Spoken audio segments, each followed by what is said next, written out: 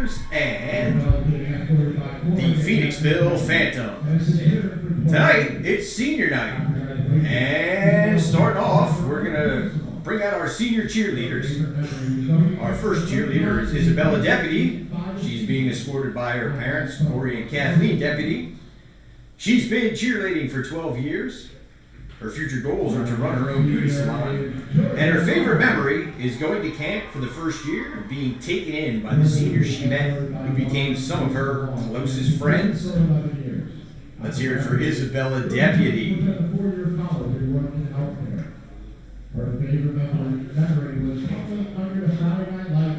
Our second senior cheerleader is Georgia Long. She's being escorted by her parents, Dawn and Jason Long. She's been cheerleading for 11 years. Her future plans include attending a 4-year college to work in healthcare. Her favorite memory is tumbling under the Friday night lights and gaining some best friends for life.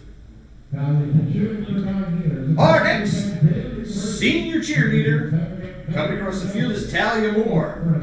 She's being escorted by Amanda Hewitt. She's been cheerleading for 9 years. Her future plans include attending Baylor University to major in veterinary medicine or forensic psychology. Her favorite memo are the after-game sleepovers with Ellie, Peyton, and Ella. Let's hear it for Talia Moore. Our next senior cheerleader is Lindsay Peterman. Lindsay's being escorted by her parents, Melissa and Kevin Peterman. She's been cheering for 6 years. Her future plans are to attend college to major in marketing and minor in either creative writing or vocal performance. And her favorite memory was hitting new stunts with her stunt group and making new friends. Let's hear it for Lindsay Peterman. And our next senior cheerleader is Ashlyn Plunkett. Ashlyn is being escorted across the field by her parents, Alicia and Jim Plunkett. She's been cheering for 13 years. Her future plans include attending a 4-year college to study to become an anesthesiologist. Her favorite memories are last year's bus rides to the away games with the Great Wolf Lodge group. Let's hear it for Ashlyn. And now coming across the field, our next senior cheerleader is Ella Reiner. Ella's being escorted by Stacia Glancic and Brian Reiner. She's been cheering for 10 years, and her future plans include graduating cosmetology school and becoming a hairstylist. Some of her favorite memories were the bus rides to away games and competitions. Let's hear it for Ella Reiner. And our final senior cheerleader making her way across the field tonight, Carly Schmidt. Carly's being escorted by her parents, Kate and Jason Schmidt. She's been cheering for 10 years. Her future plans include attending college, to go to dental school, and work as an orthodontist. Some of her favorite memories, including spending Fridays on the track cheering with the same girls she's been cheering with since she was little. Let's hear it for Carly Schmidt. All right, ladies and gentlemen, here it is, the moment you've been waiting for, our senior football players. Coming across the field first is Brody Ayers. Brody's being escorted by Douglas and Melissa Ayers. He's been playing football for 12 years. Future plans include going to college to get a civil engineering degree. And some of his favorite memories are listening to music in the locker room with the team before games. Coming up across the field next, our next senior player is Zachary Bauer. Zach's being escorted by his parents, Tanya and Todd Bauer. He's been playing football for 11 years. His future plans include attending college for forensic science. And some of his favorite memories, blasting music on the bus ride home after a big win. Let's hear it for Zach Bauer.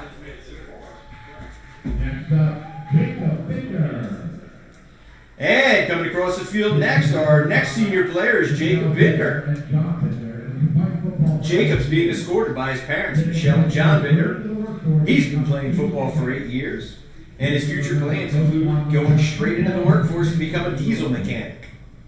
Some of Jacob's favorite memories include playing football with the kids that he grew up with. Let's hear it for Jacob Binder. Our next senior player making his way across the field is Michael Borse. Michael's being escorted by his parents, by Carolyn Borse and John Filer. He's been playing football for 12 years. His future plans intend going to college. He has favorite memories playing varsity football as a sophomore. Let's hear it for Michael Borse.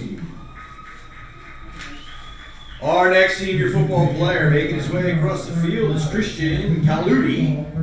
He's being escorted by his parents, Cheryl and Frank Kaludi. He's been playing football for 9 years, and he plans on going to college to get a degree in engineering. Some of Christian's favorite memories include getting out and getting his first win against Norristown in overtime last year. Let's hear it for Christian Kaludi. Our next senior player making his way onto the field is Michael Carbo. Michael's being escorted by his parents, Nikki and Mike Carbo. He's been playing football now for 3 years. His future plans include going to school to study heating, ventilation, and air conditioning. And some of his favorite memories include scoring his first touchdown.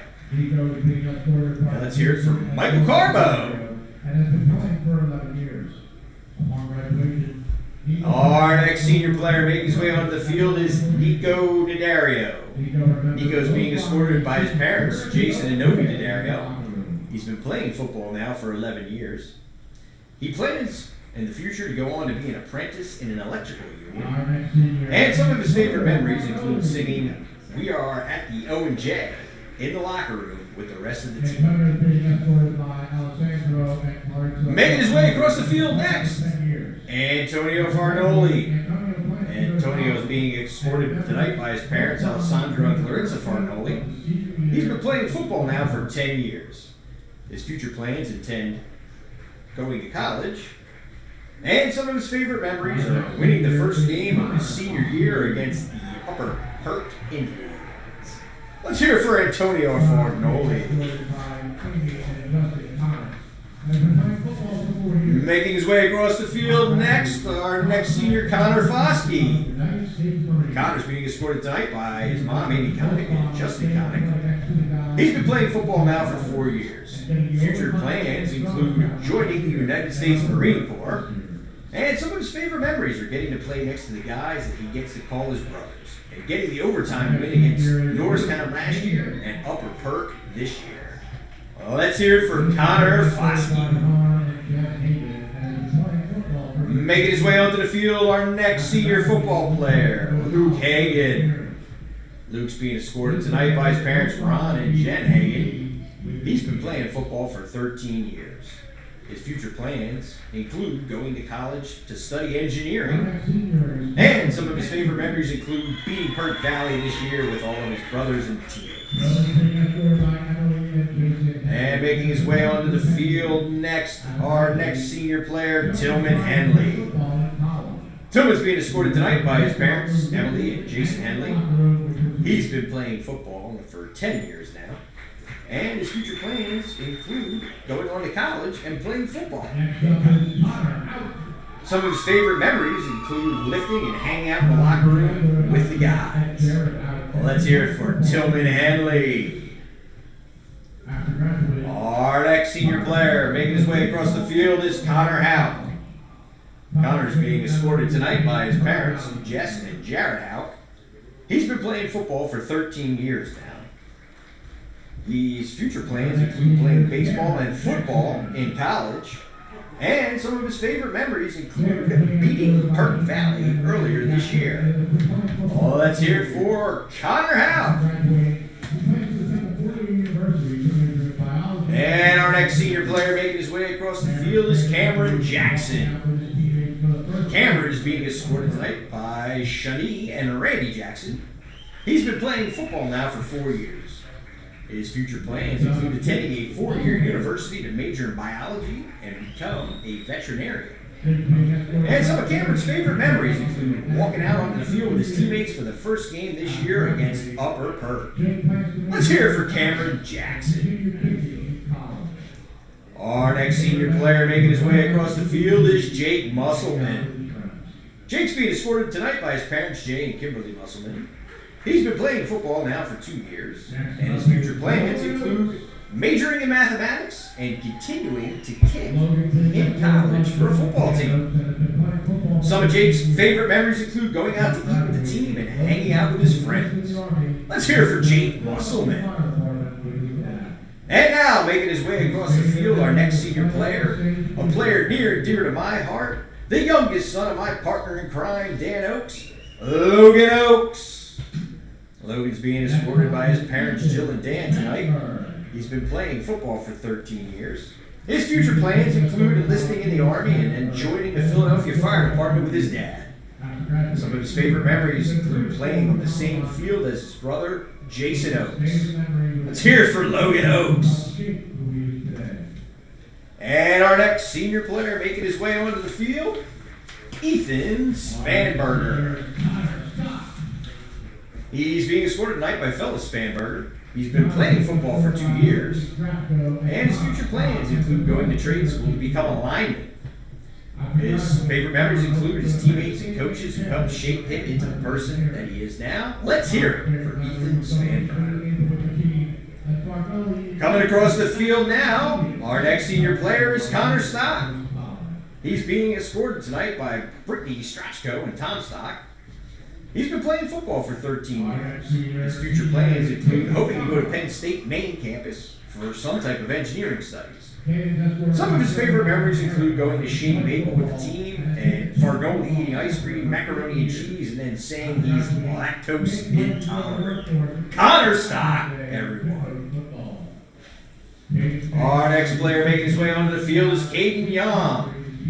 Caden's being escorted by his parents, Cheryl and Harry Young. He's been the team manager here at Boyertown for 8 years running. Caden's future plans include joining the workforce and maybe coming back one day to be a coach for the football team here at Boyertown. Some of his favorite memories include being there for the guys and seeing the history the team makes together. Let's hear it for Caden Young. And our final senior player making his way onto the field tonight is Angel Young. Angel's being escorted tonight by Latoya Edwards and William Greer. He's been playing football for 3 years now, and his future plans include enlisting into the United States Marine Corps.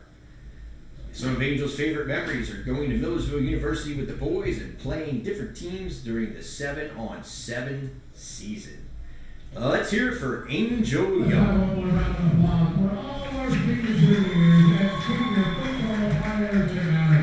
So ladies and gentlemen, at this point, I just want to give a big shout out to Bear Country Tradition. Bear Country Tradition is the football booster club here in Boyertown that supports the youth program through Optimist football, the middle school programs, and the program here at the high school. Bear Country Tradition's been around for about 3 years now, since its initial formation. And every year, our membership has grown larger, and we have grown stronger. Bear Country Tradition, as I said, supports all of our youth, middle school, and high school football players, and they're always looking for more members and more volunteers. You can reach out to Bear Country Tradition at bearcountrytradition@gmail.com. I'd like to give a big shout out to the ladies who make up the board of Bear Country Tradition. My better half, Lauren Genovese, Kelly Bouthelette, Jill Oakes, and Jill Bennett. The ladies are going to need some help going forward and running Bear Country Tradition for generations to come. So please reach out at bearcountrytradition@gmail.com, become a member, and maybe even put yourself out there and become a board member. We can always use the help, and it only benefits the kids. So big round of applause for Bear Country Tradition for not only putting together tonight's senior night festivities, but for all the work they do year-round, not only during the football season, but during the off-season as well. Bear Country Tradition, ladies and gentlemen, let's hear it for them. Speaking of Bear Country Tradition, some sad news tonight to report. Our Boyertown football family lost someone very near and dear to our hearts on October the 8th.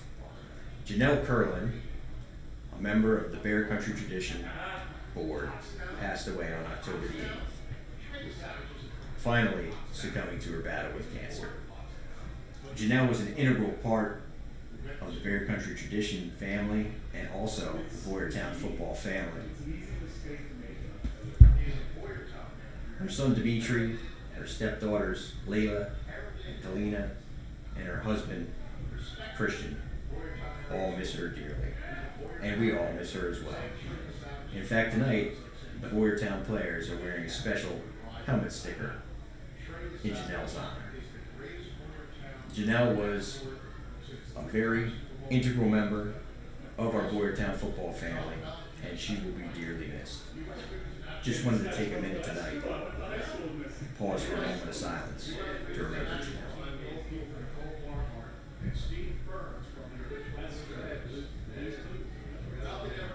Thank you, everyone.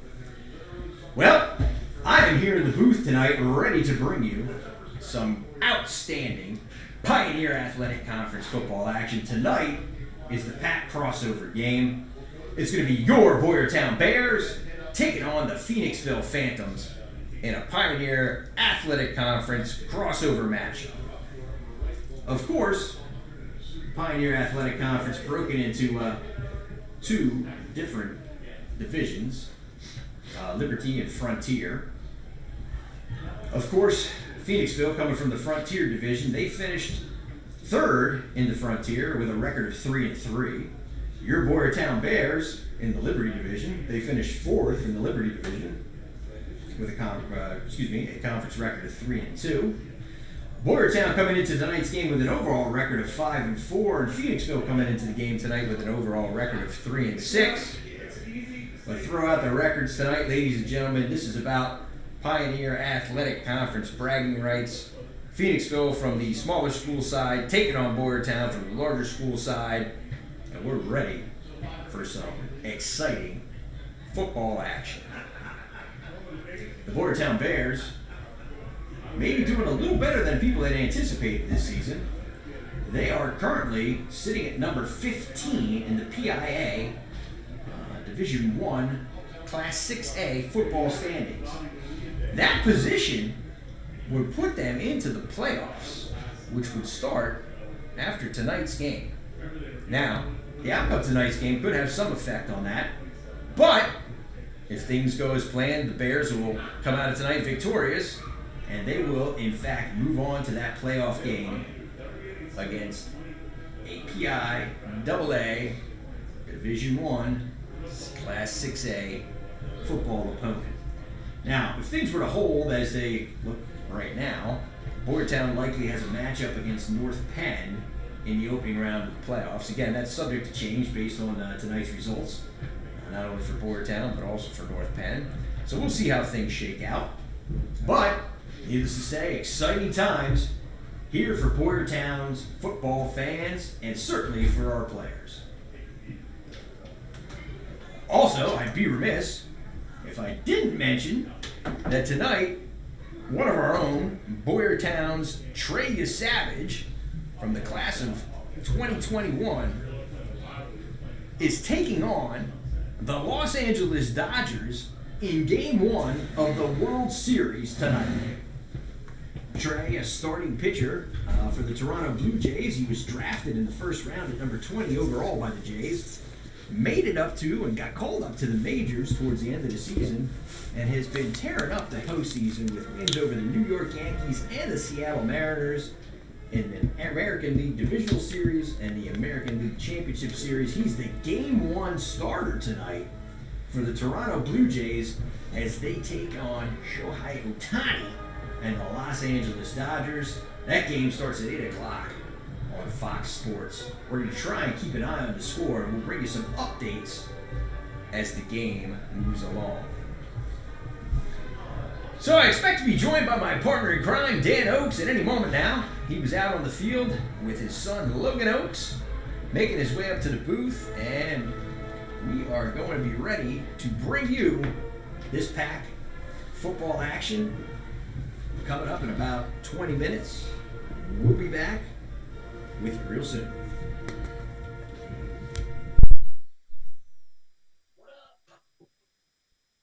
Almost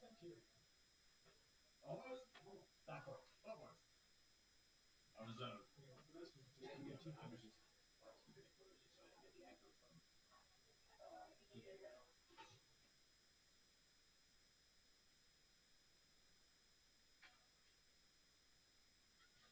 get teary eyed.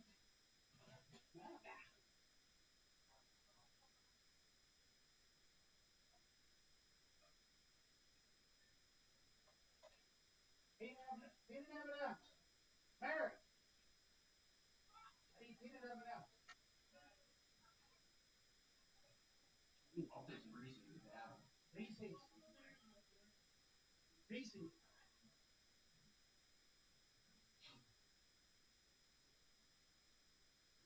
Did they say anything about doing powder puff next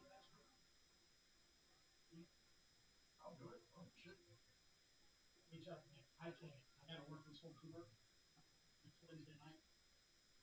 Jill said she'd walk out. Jill said she'd walk out. Nice.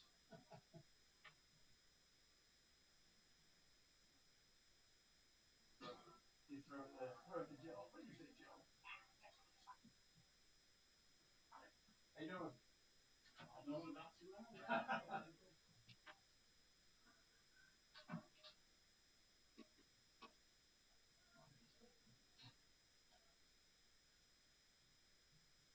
Yeah, ain't bad up here in the food, that's for sure.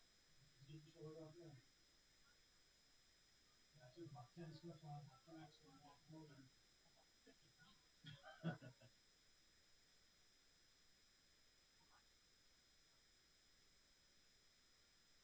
Yeah.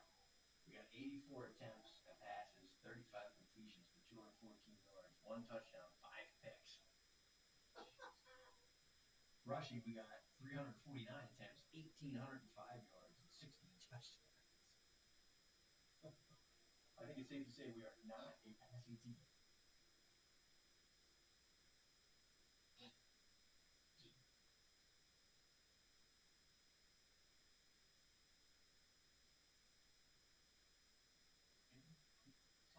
I'm so good.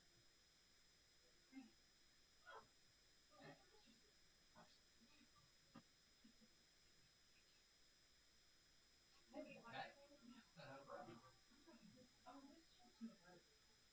Do you guys know anything?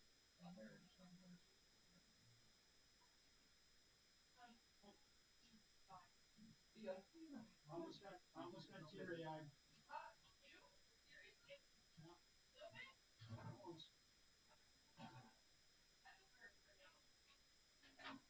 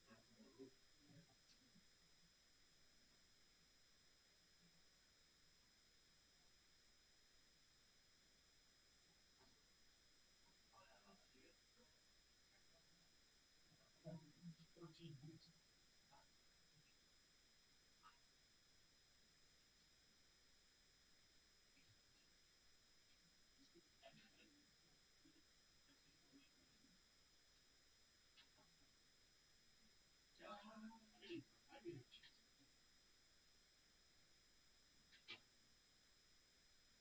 Hey, you figured it out?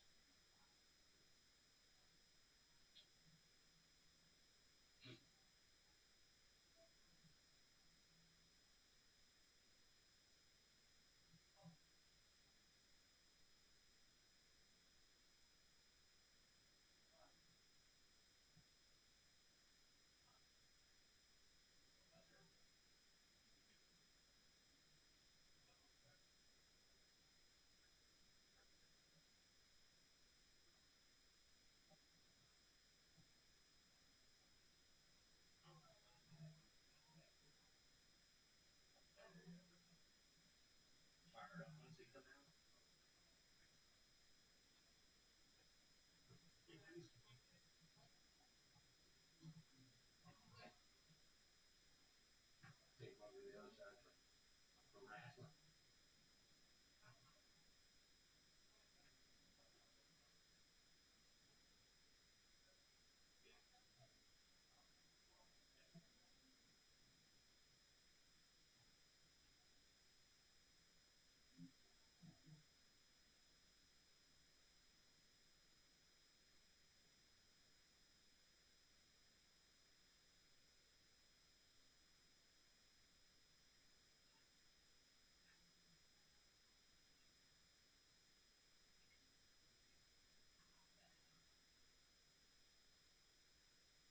Yeah, this is not true.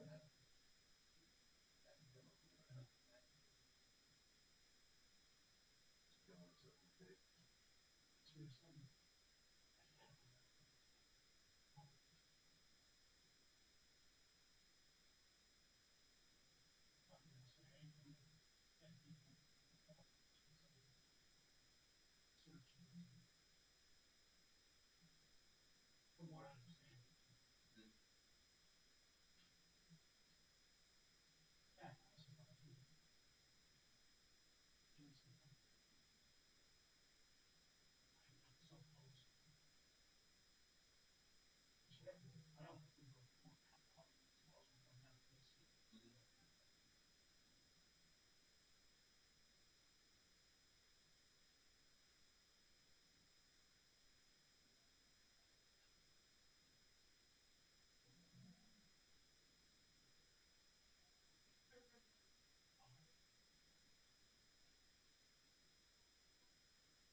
So close. I don't think we were more as well as we come down to this.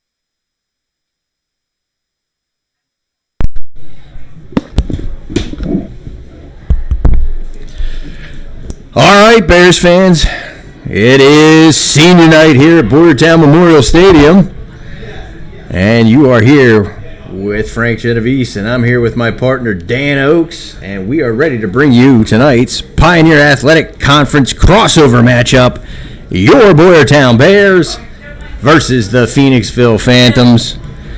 Of course, my partner Dan was down on the field for the senior night festivities, His son Logan Oaks, a graduating senior here at the Boyertown's class of 2025. Dan, how are the senior night festivities down on the field? It was cold. It was fun. Done this one once, 2 times, or 2 years ago when you joined your senior out there. I was out there with my older boy, and then tonight will be the last senior night I have, I guess, except for like college ball, but here in Boyertown, last senior night.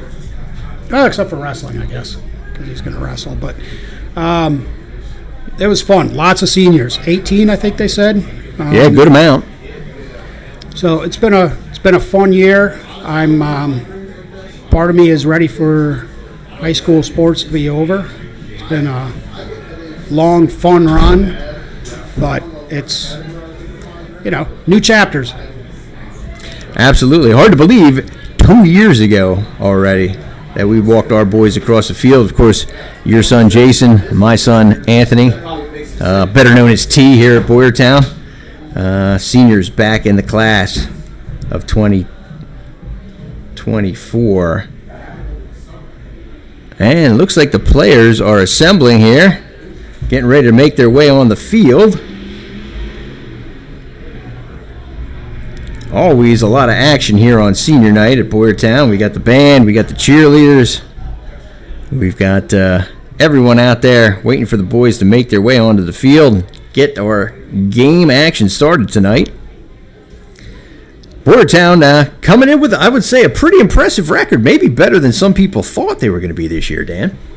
I think so. Hey, here they come, your Boyertown Bears. As I said, senior night tonight for the class of 2026. Some of these boys are going to be playing their last high school football game ever tonight. Of course, the Bears, if they take care of business here tonight against Phoenixville, looks likely that they're going to have a playoff game, Dan. Yeah, so far, I think, what are they ranked in the district? 15 or 14? Yeah, right now it looks like PIAA District 1, 6A, Bears, number 15, which puts them into a playoff spot. Of course, tonight's results could have an effect on that, but again, hoping the Bears take care of business, and then we find out who their first-round matchup is going to be against. I think if things hold as they were right now, it looks like they'd be taking on North Penn in the first round. That'd be tough. Yeah, North Penn, big school, always a tough football team. Some of the other teams looking at playoff berths in District 1, you got Penn Ridge sitting at number 1, Council Rock South at 3, Downingtown East at 4, Coatesville 5, Downingtown West at 6, Souderton 7, Ridley 8, CB West at 9, the Chamonix 10, Haverford 11, Owen J at 12, Springford at 13, Perk Valley at 14. Unusual to see teams like Springford and Perk Valley only 1 or 2 spots ahead of the Bears in District 1 standings. And then rounded out the top 16, Plymouth Whitemarsh High School. We're going to pause now for your national anthem.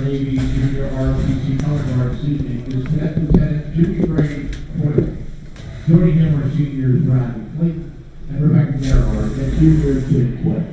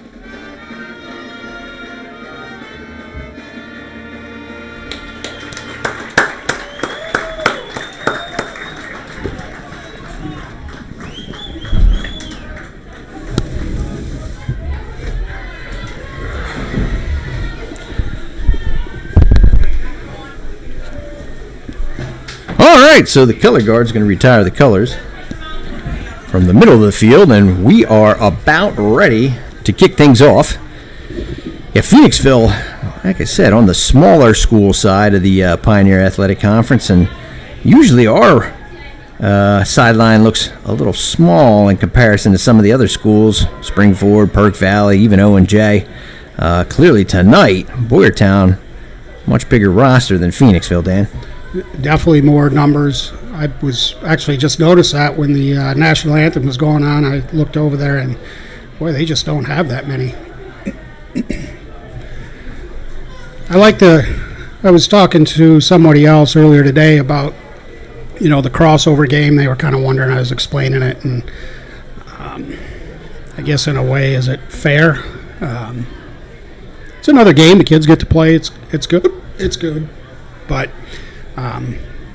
these smaller schools, I don't know if they can compete with these bigger schools with just the bigger numbers. But I'm sure Phoenixville will try to make a game out of it, and well, we have to play it, not make mistakes. Yeah, we took a look at Phoenixville's results against some common opponents, and it looks like they dropped a game against Norristown 20-14. Of course, Boyertown didn't beat Norristown by what, a point? 1 point. When we traveled down there 14-13 last week, 14-13. So that's pretty similar. Then, of course, they also matched up against Upper Perk and dropped that game 22-19. Boyertown needed overtime to beat Upper Perk in the season opener this year. So, again, pretty similar result there.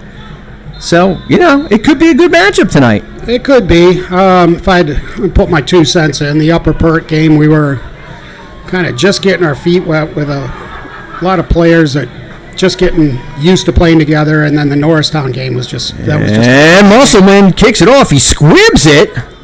That's still bouncing. It's picked up. It's bobbled and it's down. Looks like at about the 20-yard line. So, a little bit of a inauspicious start for the Phantoms.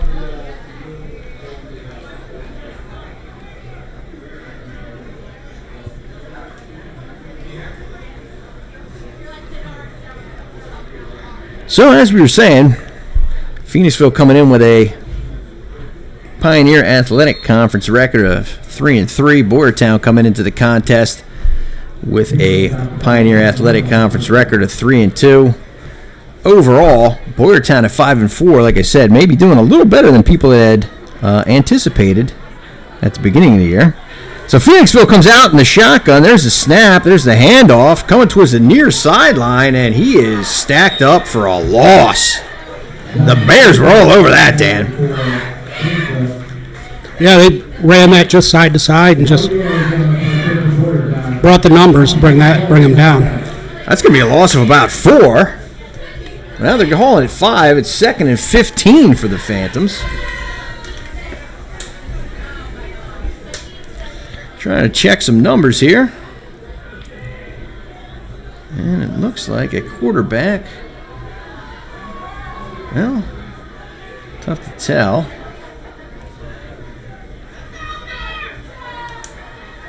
Looks like Will Illingworth, number 5, is lined up in the backfield. And there's a pass deep down the middle. That's over everybody's head and incomplete.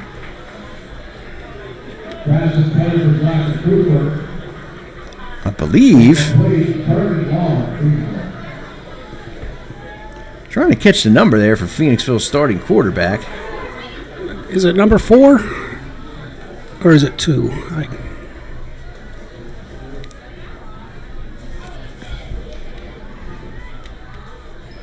Looks like a 2. Number 2, Lincoln Dufresne. He's a sophomore. If in fact that is correct. He takes the shotgun snap. He throws a quick toss into the backfield, and that's caught, but really for no gain whatsoever. Bears are all over that one.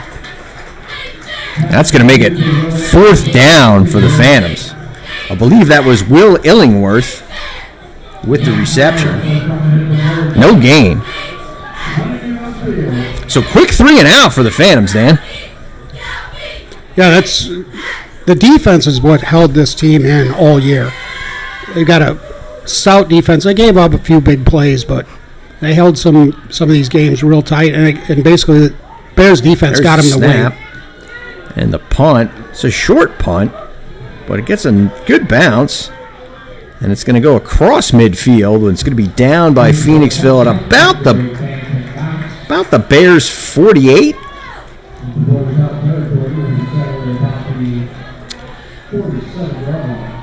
So, Dan, looks like another night with Gavin Royce at the helm.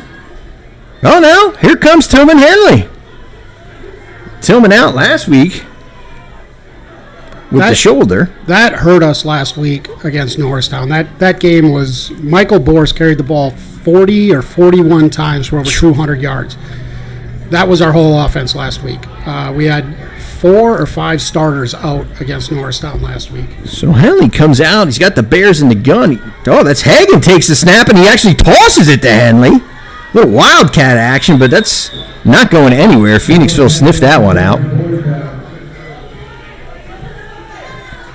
Yeah, not having Henley in the lineup certainly hurt the Bears' effort down in Norristown last week.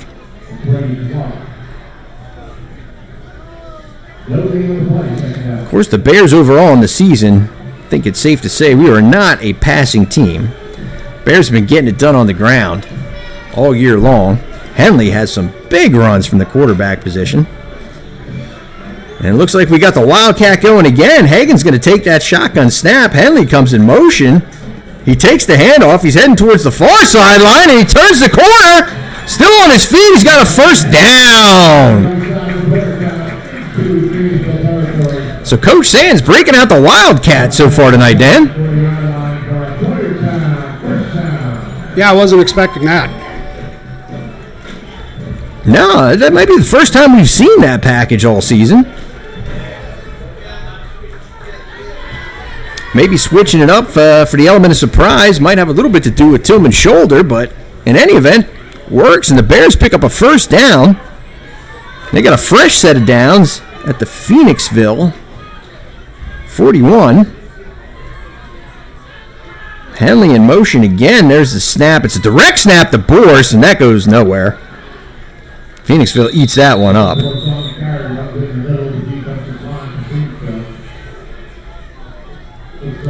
That's going to bring up, well, they're going to call it a gain of 1, 2nd and 9 for the Bears from the Phantoms' 40-yard line. The Phantoms have some big boys on the interior there. Yeah, they certainly do. They got some size there on the line. Yeah, look like they got a decent amount of size on the starting D overall.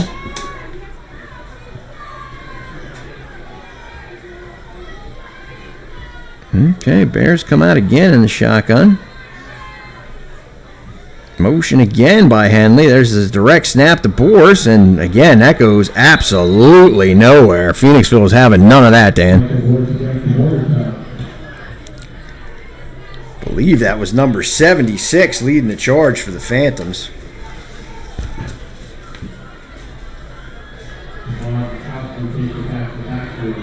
It looks like Jamar Garshowski on the tackle.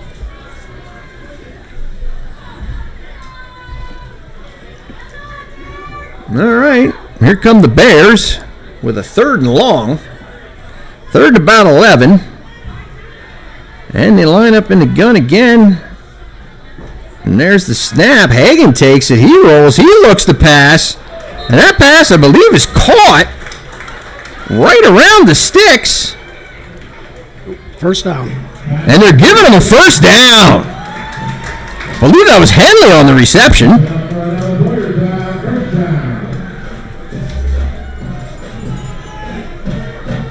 So Coach Sands is certainly switching things up here on offense tonight. Henley taking snaps out of the shotgun, throwing a pass to Hagan taking snaps out of the shotgun, throwing the ball to Henley.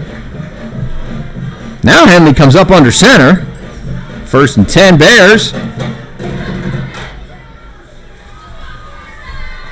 Takes the snap, he turns, he gives the ball. The believe that was Borse. Borse takes it off right guard for a nice gain there on first down.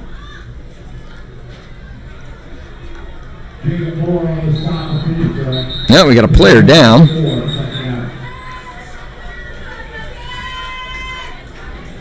So they're going to give Borse a gain of 4. It's going to be 2nd and 6 for the Bears when play resumes. What do you think of this new look Bears offense tonight, Dan? I like it.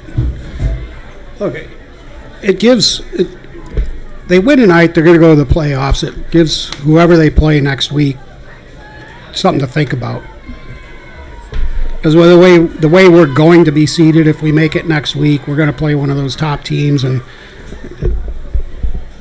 we're not gonna make it very far in district playoffs if we can't throw or we can't just run up the middle the whole time.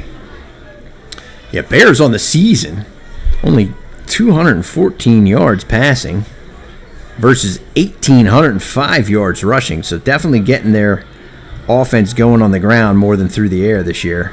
So you're absolutely right. They're going to have to give them a little something to think about in terms of a playoff matchup. Whoever their opponent might be. Well, that pass that Hagen threw, that was a nice pass. It was a dart. All right, so here's Henley up under center again. Hagen and Borse in the backfield. He turns.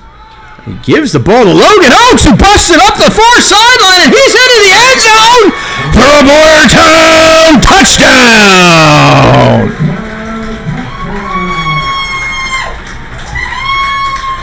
Logan Oakes taking it to the house on senior night, putting the Bears up 6-0 early here in the first quarter.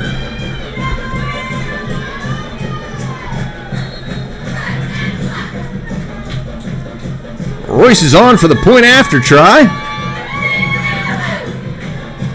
There's the snap. Kick is up. And the kick is good. So a quick strike by the Bears offense. Logan Oakes taking it to the far sideline and into the end zone, putting the Bears out to an early 7-0 lead here over the Phoenixville Phantoms. And that's got to feel good to score a touchdown on senior night, Dan. Oh, he's got to be happy about that. He's only touched the ball, I think, 5 or 6 times this year, and he'll be pretty stoked about that. Of course, that young Logan Oakes lighting it up on defense. One of, if not the conference leader in tackles and sacks, if I'm not mistaken. Now getting his stats on the offensive side of the ledger. And here's Musselman, ready to kick it off. And he squibs it again, and it's taken on the bounce. Caught on the first hop at about the 35. And that's where Phoenixville is going to set up with their second offensive possession of the night. Yeah, we must be kicking away from one of their players. Yeah, we are definitely not kicking it deep.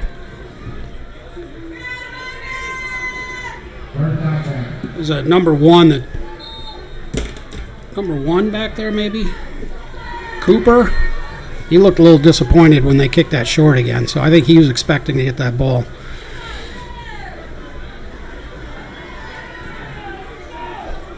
All right, so Dufresne brings him out in the shotgun. Got twins to his left side of the formation. He takes a high snap. He turns. He looks. And that's... Oh, Connor Foskey. Oh, he had nothing but green grass in front of him. And I think maybe he was peeking into the end zone. He didn't secure the ball. That's incomplete. That would have been a pick six on senior night. Certainly would have been. Oh, that is unfortunate. He read that perfectly. He read it perfectly. You're right. He broke on the ball. And the only thing he didn't do was secure the catch. All right, well, here's the frame. 2nd and 10 now from the 35. He takes the shotgun snap and he hands the ball off, and that's number 5, Will Illingworth. And that looks like no gain for Illingworth on that carry. This could be another quick 3 and out for the Phantoms. Oh, Connor Foskey's got to be kicking himself for that one, Dan. Well, first thing is break up the play. Make the tackle, break up the play. He did his job. Shotgun set. Twins to the left side of the formation. There's the snap. Dufresne drops. He looks. He pulls it down. He starts running towards the far sideline. And there's Leo Martinez to escort him out of bounds for a loss on the play. It's going to be 4th down. So another quick 3 and out for the Phantoms, Dan. Yeah, we'll take it. Now, as you said, the Bears' defense has really been getting it done this season. That was good Keeping coverage. them in too. games. He was looking to throw it downfield, and Yeah, nobody was open. Nobody open. Good coverage by the Bears' secondary. And the punt team is out for Phoenixville. There's the snap. And another short punt. Let's see. He gets a decent bounce. It's going to roll out of bounds just at about the 40-yard line.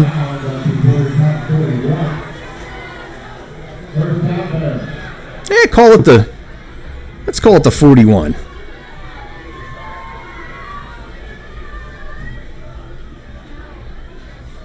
So the Bears will start their second possession of the night on their side of the field at the 41. Hanley runs out to the huddle with the play. Let's see if Coach Sands puts him under center. If we go back to that Wildcat, looks like Hanley's going to come up under center. Hagan and Boris in the backfield. Takes the snap. He fakes the pitch. He gives on the inside handoff to Hagan, and Hagan's just bowling forward with that one. Gets a nice gain on 1st down.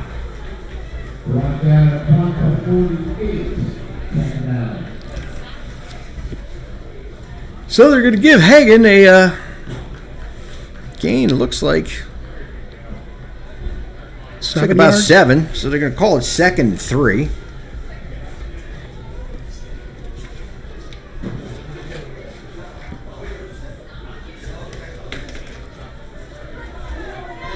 Hanley comes out under center again.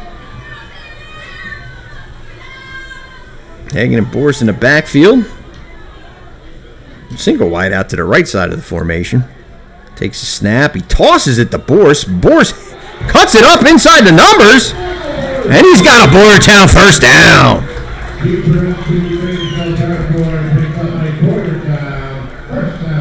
Nice job by Boris planting his foot in the ground and cutting it up inside. This is the advantage from last week. They just could not spread that ball around, and Boris had to basically carry the whole offense on his shoulders last week, and now they're spreading it out. 5 or 6 different ball carriers already? So far, Boris has had the ball. Hagan, Hanley, Oaks. Nice distribution so far tonight. And Henley comes up under center again on 1st and 10. Takes the snap. He turns. He gives the ball to Boris, and Boris has a nice gain. Still on his feet, rumbling for what looks to be another Bears 1st down. Indeed it is. So 2 plays, 2 1st downs picked up by Michael Boris. Another senior getting it done here on senior night.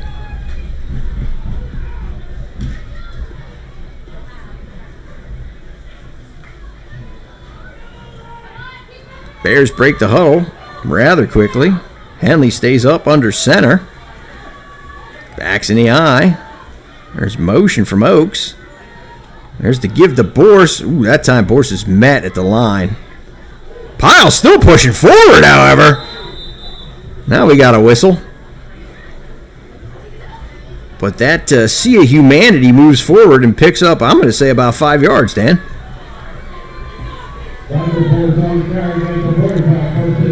Yeah, it looked like he was going to be stopped right at the line. Maybe Sure he got did. a gain, and then it just kept his feet churning. And the line just kept pumping, pushing forward. And, well, they're going to call it a gain of 6, make it 2nd and 4 from the Phantoms 21. Henley stays under center. Motion by Oaks. There's the snap. There's the toss to Boris. Boris cuts it up Nice inside block. the numbers again. Michael Boyertown on the carry to Boyertown. There's some nice blocking on that one.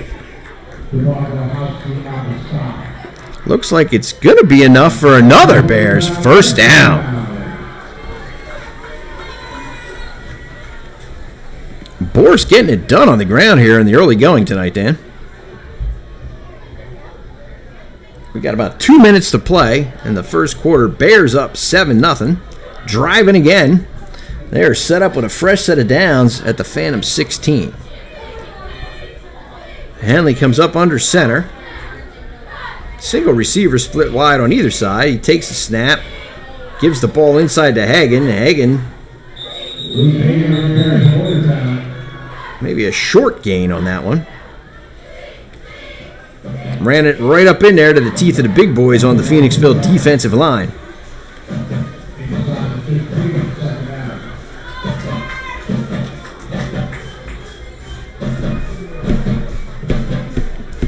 Of course, this being senior night, we also recognized our senior cheerleaders. And as always, the girls are out there keeping everyone's spirits high. It's a kind of chilly night here at Boyertown Memorial Stadium. There's the snap. There's the give to Boris. Boris tries the far side, and he's on his feet, and he's still on his feet, heading towards the end zone. And it's a Boyertown touchdown. Boris with a great run, bouncing it outside repeatedly until he found some open space and got himself into the end zone for 6, Dan. I'm impressed with the blocking tonight. Certainly am. We haven't seen any laundry on the field. Clean blocks. Good blocks from the linemen and the receivers, leading their backs down the field, getting the job done. And here's Royce for the point after. High snap, but the kick is up, and it is good. And that's going to make the score your Boyertown Bears 14, Phoenixville Phantoms 0. And we still got just under a minute to play here in the first quarter. All right, so far tonight, 2 of our seniors, Oates and Boris, getting it into the end zone, staking the Bears to an early 2-score lead.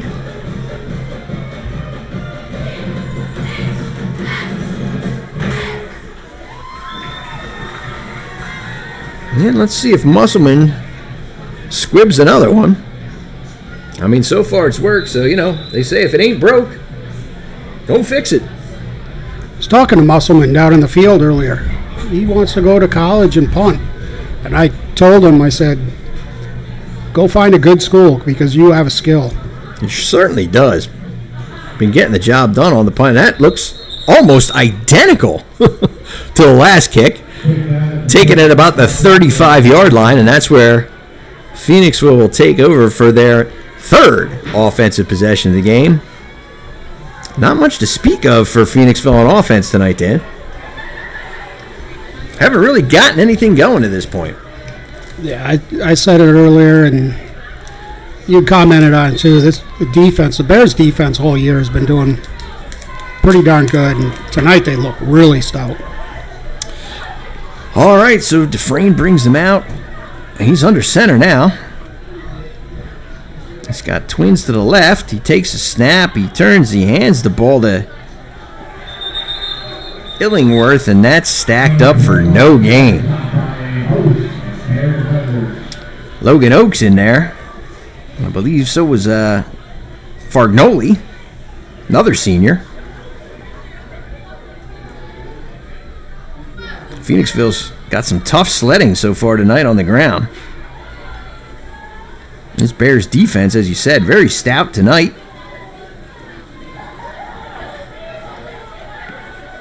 All right, so this time Dufresne has them in the shotgun formation. He's got twins to his left. Takes this, so it's a low snap, but he throws out the far side, and that's caught, but tackled immediately after the catch for a gain of about 5.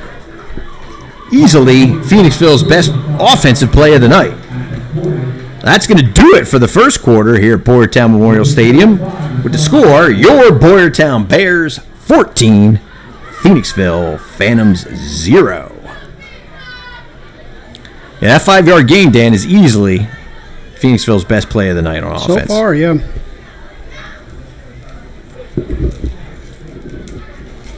Dufresne found the open receiver, but he was tackled immediately after catching the ball. Well defended by Boyertown secondary.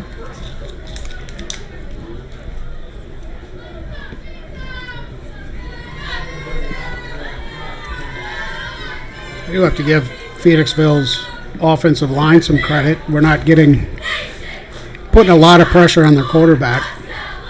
So he's been able to stand back there and kind of look around for that open receiver. But they have some big boys there. Yeah, just looking at the numbers out there, a couple of their bigger guys definitely playing both sides, the offensive and defensive line. So here's Dufresne in the shotgun. Twins to the right side of the formation. Takes a snap. He looks. He pulls it down. He starts running towards that far sideline. And we got flags all over the field, and he's taken down behind the line of scrimmage.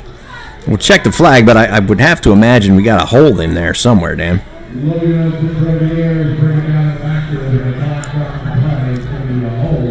Yeah, it's going to be a hold. It's going to be declined. Logan Oakes should get credit for another sack on that one, Dan. It's another 4th down, and Phoenixville is going to be forced to punt yet again.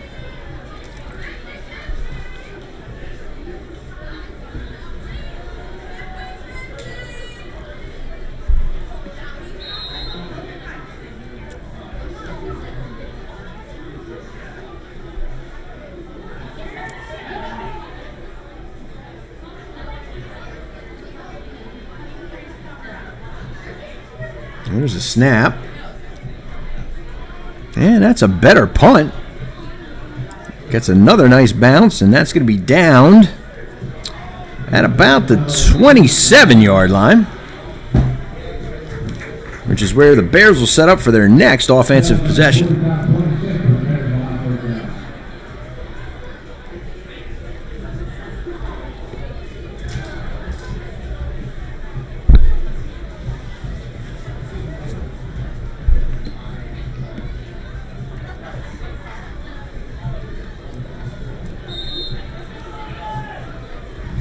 All right. So Henley's in the shotgun. Takes the snap. He keeps the ball, and he's still on his feet. Breaks through the line, and he's running up the near sideline. Nobody's going to catch him. That's a Boyertown touchdown. Wow, it looked like they had Henley bottled up at the line of scrimmage, Dan. He put a little spin move on, and next thing you know, he's running into the end zone. And I'm going to say it again. The blocking was amazing. There was they blocked those linebackers. They couldn't make it over there after that. He was gone. So that's 3 Boyertown seniors getting into the end zone tonight. Henley, the most recent. Royce is on for the point after try. Low snap, but the kick is up, and it's good. And that makes your score. Your Boyertown Bears 21, Phoenixville 0. With only 30 seconds gone here in the second quarter. Wow, that's reminiscent of a couple plays earlier in the season that we saw out of Tillman. Quarterback keeper, next thing you know, he's rumbling for 60, 65, 70 yards and a touchdown, Dan. That's what these boys needed. Needed a game like this. Yeah, certainly going into some District 1 playoff games, we want to boost the confidence, and this game tonight so far has to be a shot of adrenaline for the Bears, especially on their offense. Jumping out to a quick 3-score lead, and we've barely scratched the surface here in the second quarter.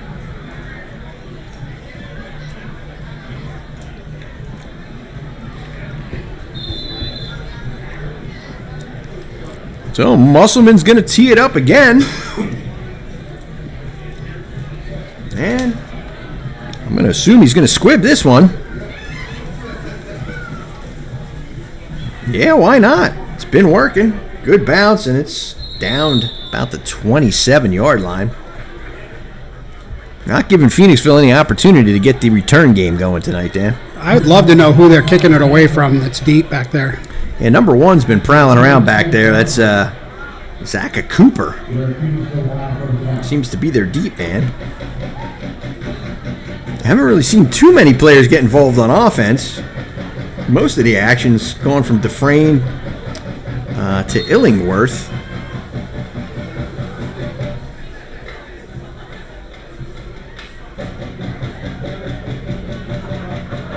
And they come out in the shotgun. The Twins to the right side. He fakes the ball to Illingworth. He keeps it himself. And we got whistle. They blew the play dead. I'm not sure what happened there. I think the ref blew the play dead on the other side. You thought he got tackled? I'm not sure. No flags on the field.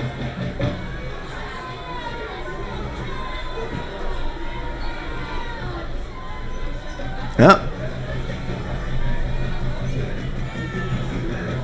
Got to delay a game, perhaps?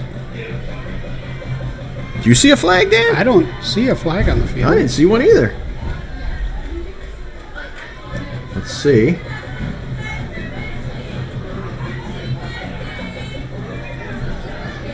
Oh, no. I think they're saying referee's timeout?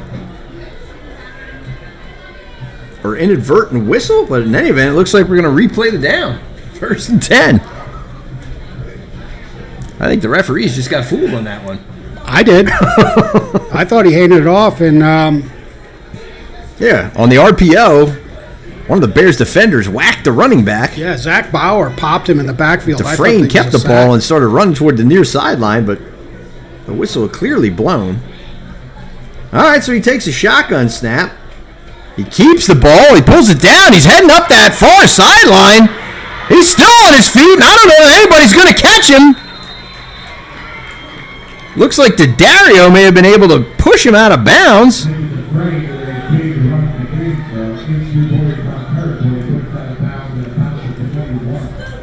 Big gain on first down by Dufresne. Sets Phoenixville up with their deepest offensive penetration of the game. They're set up with a 1st and 10 at about the Bears' 21. Looks like we lost contain on that one, Dan. All right, Dufresne's in the shotgun. Takes the snap. Gives the ball to Illingworth that time, and that's not going anywhere tonight for the Phantoms. Illingworth off the carry.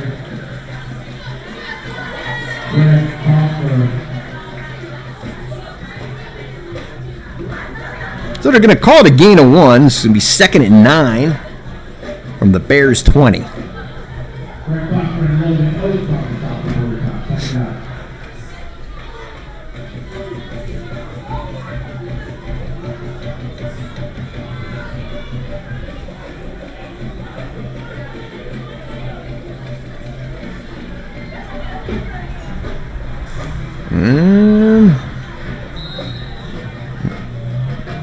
Taking it ahead for a short gain is Illingworth. Going to make it 3rd and about 2 or 3, I'd say.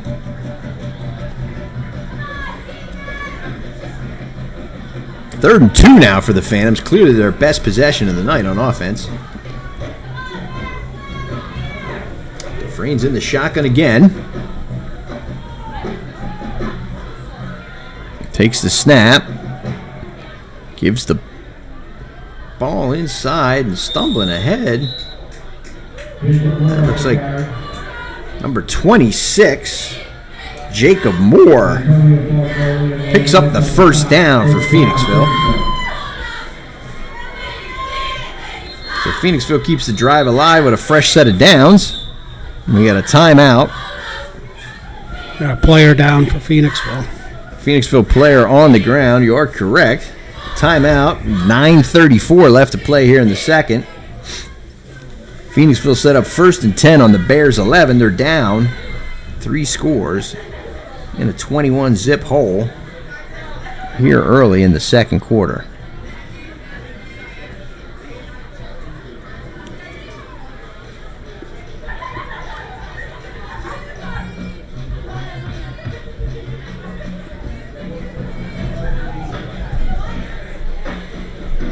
Yeah, those 2 big runs, the one that was blown dead early, we lost contain, and then I think that big run that we just had a little bit ago, we lost contain on the other side. And I was watching these last few plays that now our outside linebackers, DNs, they're coming in and they're stopping, taking a peek, trying to find where that ball is. I think we did get burned on that side. You get aggressive like that and they run around you and there's no one there, you get in trouble. Give up some big yards. Yeah, Dufresne doing a nice job pulling that ball out, keeping it himself, or giving it to the running back, depending on what the defense is showing him. He's in the shotgun again. There's some movement, but I don't see any flags. There's a handoff right up the middle. And that looks like got pushed back. That looks like number 11 on the carry. Lucas Sofa. And they're going to call it a gain of 1. It's going to be 2nd and 9 for the Phantoms from the Bears 10.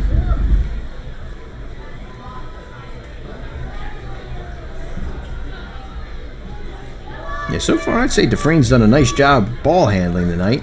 It's been the bulk of their offense. He takes a shotgun snap. He keeps... Oh, no, he pitches it out!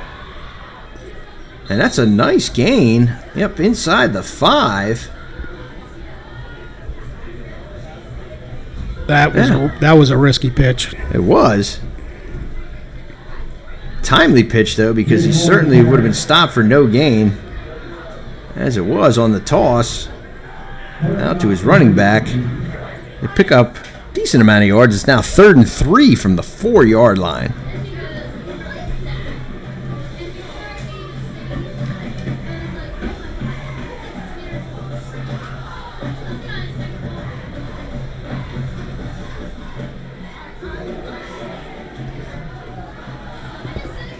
All right, Dufresne comes up under center.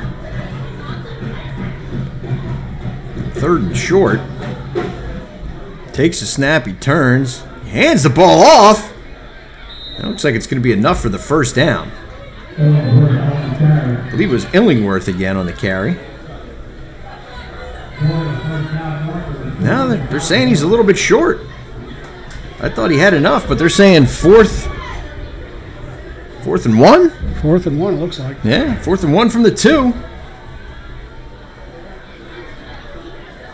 So Phoenixville can pick up a fresh set of downs at the Boyertown 1.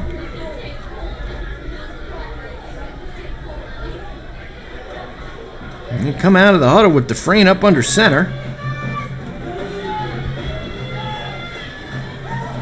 He's got a big boy in the backfield.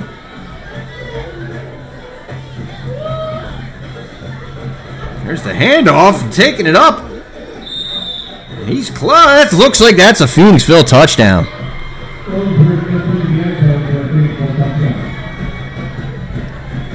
So it looked like Phoenixville brought, I believe it was number 70, Cameron English, into the backfield as a lead blocker, and he led the way for that Phoenixville touchdown.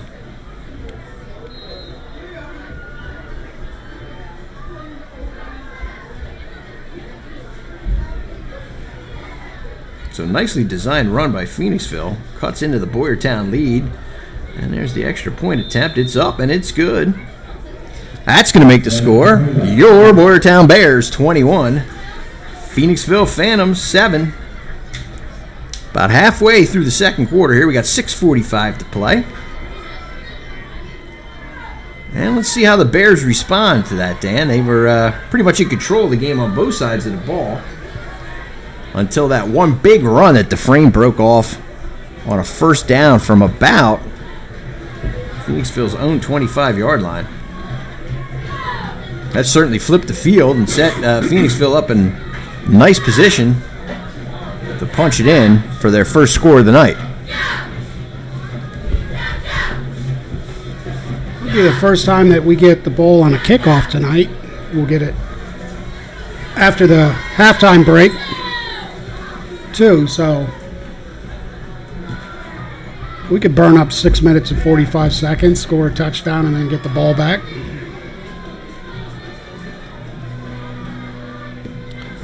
So Phoenixville's going to kick off. Oh, and they kick it deep. And that's fielded by Oaks, but he's in the end zone for a touchback.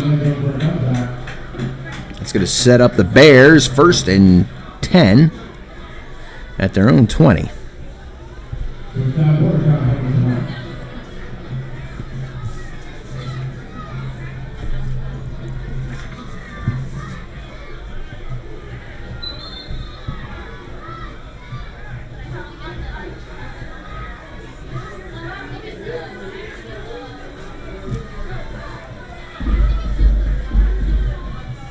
All right, so here comes the Bears offense. Henley up under center.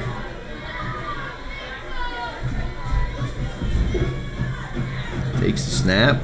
Ooh, that looks like a little miscommunication, but he gives the ball. I think that's Braden Burris on the carry. Gets ahead for a gain of a couple. Yeah. Burris was missing last week versus Norristown also.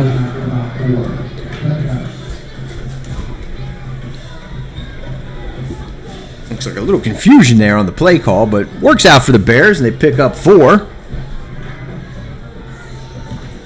2nd and 6 now from the 24-yard line.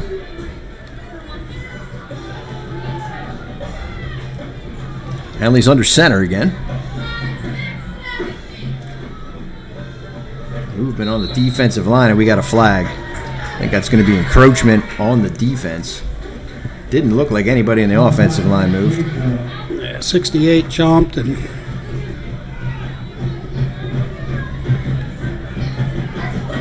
give him 2nd and short. Yeah, it's going to make it 2nd and 1 now from the 29.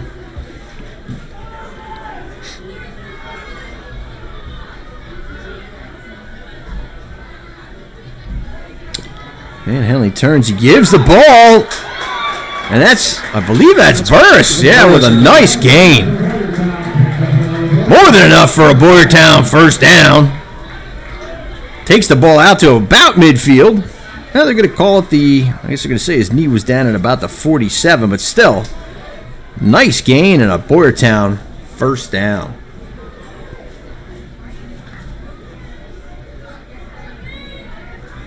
All right, Henley breaks the huddle quickly.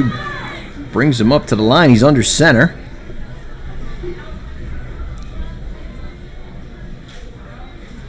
Takes the snap. He turns. Gives the ball to Burris again, and Burris is stopped for no gain. Phoenixville brought the heat.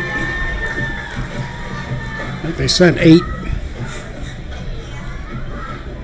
Yeah, I think Phoenixville pretty content and selling out to stop the run. I don't think they're really afraid of the Bears passing the ball.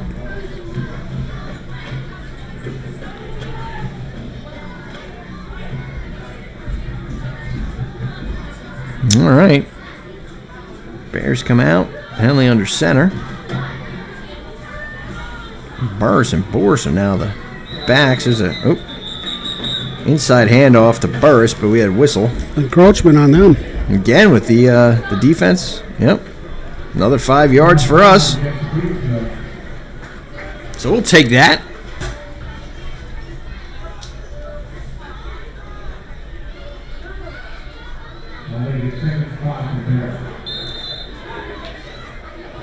So Coach Sands switching it up here, going more traditional with Henley under center the last couple possessions.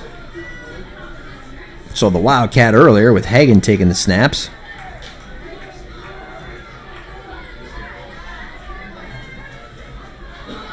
All right.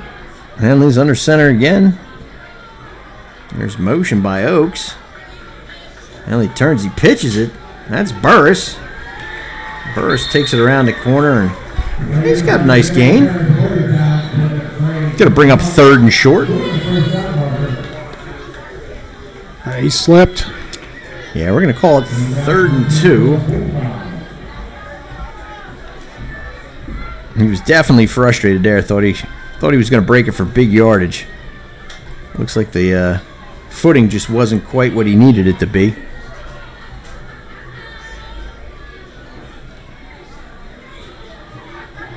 All right, 3rd and 2 from the 45.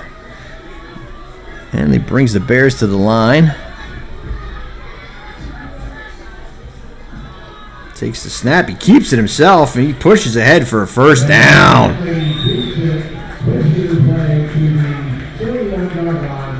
Nice surge by the Bears O-line on that play, Dan. They were able to move the bigger bodies of the Phoenixville defensive line back off the line of scrimmage, and Henley easily picks up that 1st down. Needed 1, got 4.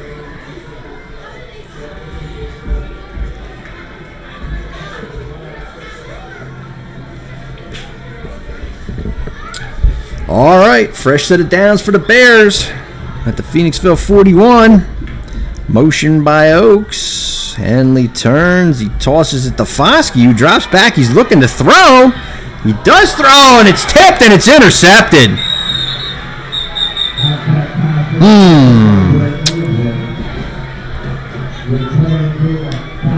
Foskey looking to throw to Hauk along the sideline. I don't know if Hauk wasn't expecting the ball to come his way, but it skips off his fingertips and into the hands. I believe that was number 5, Illingworth. For Phoenixville, comes up with the interception, and that stops what looked to be a promising Bears drive that could have potentially taken the rest of this second half and put it in the books. Yeah, that was just unlucky. So now it's Dufresne with a chance to score here before the half. He takes the shotgun snap. He gives it to Illingworth, and Illingworth is just not finding any room to run up the middle of that Bears defense, Dan. They've been having that stopped up all night long. That's going to lose about 2.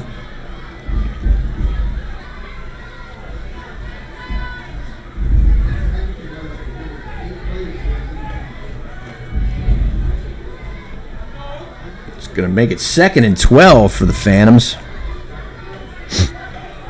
from their own 45. We got just under 2 minutes to go here in the half. Dufresne takes the shotgun snap. He drops back. He looks. He's got time. He throws deep. That's a nice looking ball, and it's broken up.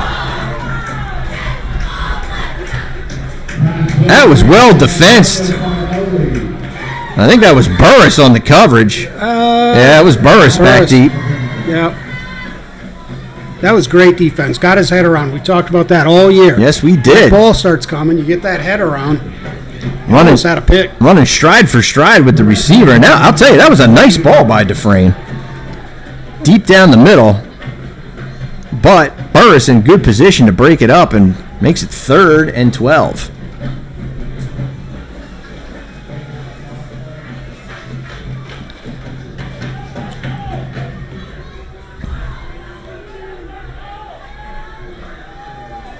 Dufresne's in the gun. He's got twins to the right. He takes that shotgun snap again. He's looking. Oh, my!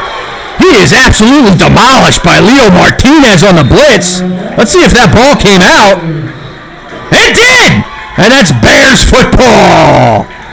Big hit by Leo Martinez. Knocks the ball loose.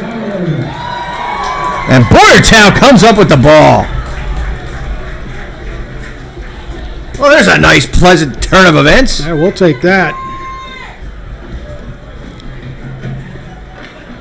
Splash play by the Bears defense. Gets them the ball back.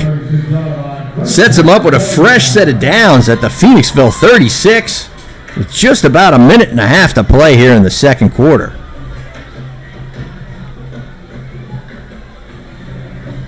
Where Martinez was untouched on that blitz, Dan. All right, here's Henley under center. Some motion. Gives the ball. That's a nice gain by Bourse.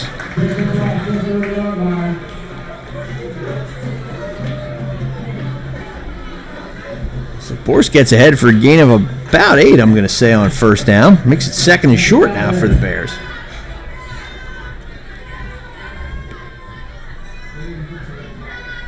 It'd be nice to punch one in here late and then get the ball back in the second half.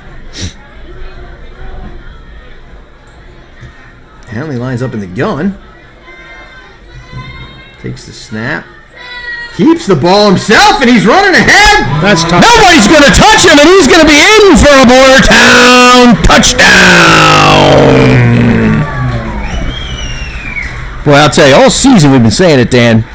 Hanley, he pulls it down, and he keeps it. And it doesn't look like he's moving real fast, but the next thing you know, those long strides, smooth and silky, and he's into the end zone for another touchdown. Took his time, waited for those blocks to develop, and then the hole was just there, and he was gone.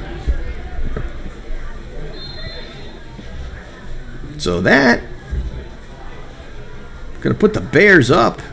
3 scores once again. Royce on for the point after. Kick is up, and it's good. And that makes your score your Boyertown Bears 28, Phoenixville 7. Well, we were just saying it'd be nice to punch one in and then get the ball back in the second half. And so far, they got half of the goal accomplished. Punch one in at the end of the first half. Check off that box.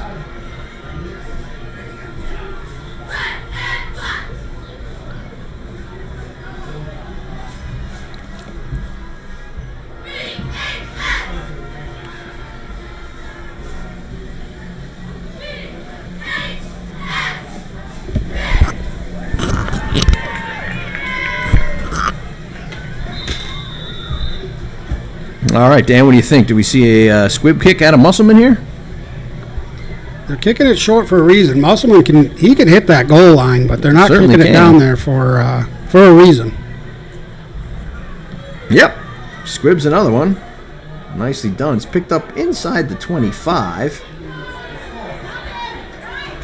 A nice special teams coverage by the Bears. Burris, first one down there. And that could have set Phoenixville up with a first down. Their own 29. 42 seconds to play here in the second quarter.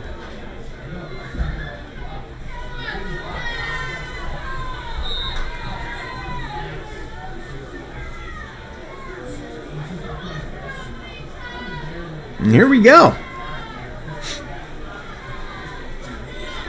Can't imagine they're not going to try to take a couple of shots. Yeah, you would think being down by 3 scores that they'd try to throw one deep here. And now they hand it off, and that's going nowhere. A little surprised by that. I mean, Dufresne's shown he's got a pretty live arm. He does. And Zach Bauer, it's like they're not even blocking on our right side, their left side of the line. Zach Bauer's been in the backfield a number of times. Yeah, he's been having his way with that side of the Phoenixville offensive line tonight. And again, so is Oaks, and certainly so did Martinez on that last possession, coming in untouched with the big blindside hit. Well, that's going to do it for the first half. Phoenixville doesn't run another play. Time expires, and that's going to send the Bears into the locker room with a lead of 28-7 over Phoenixville here at Boyertown Memorial Stadium. So far, so good on senior night for our senior football players. Henley getting into the end zone twice, Oaks getting in once, Bourse getting in once, and the Bears are up by 3 scores, 28-7 at the half. We'll be back with your second half action in just a few minutes.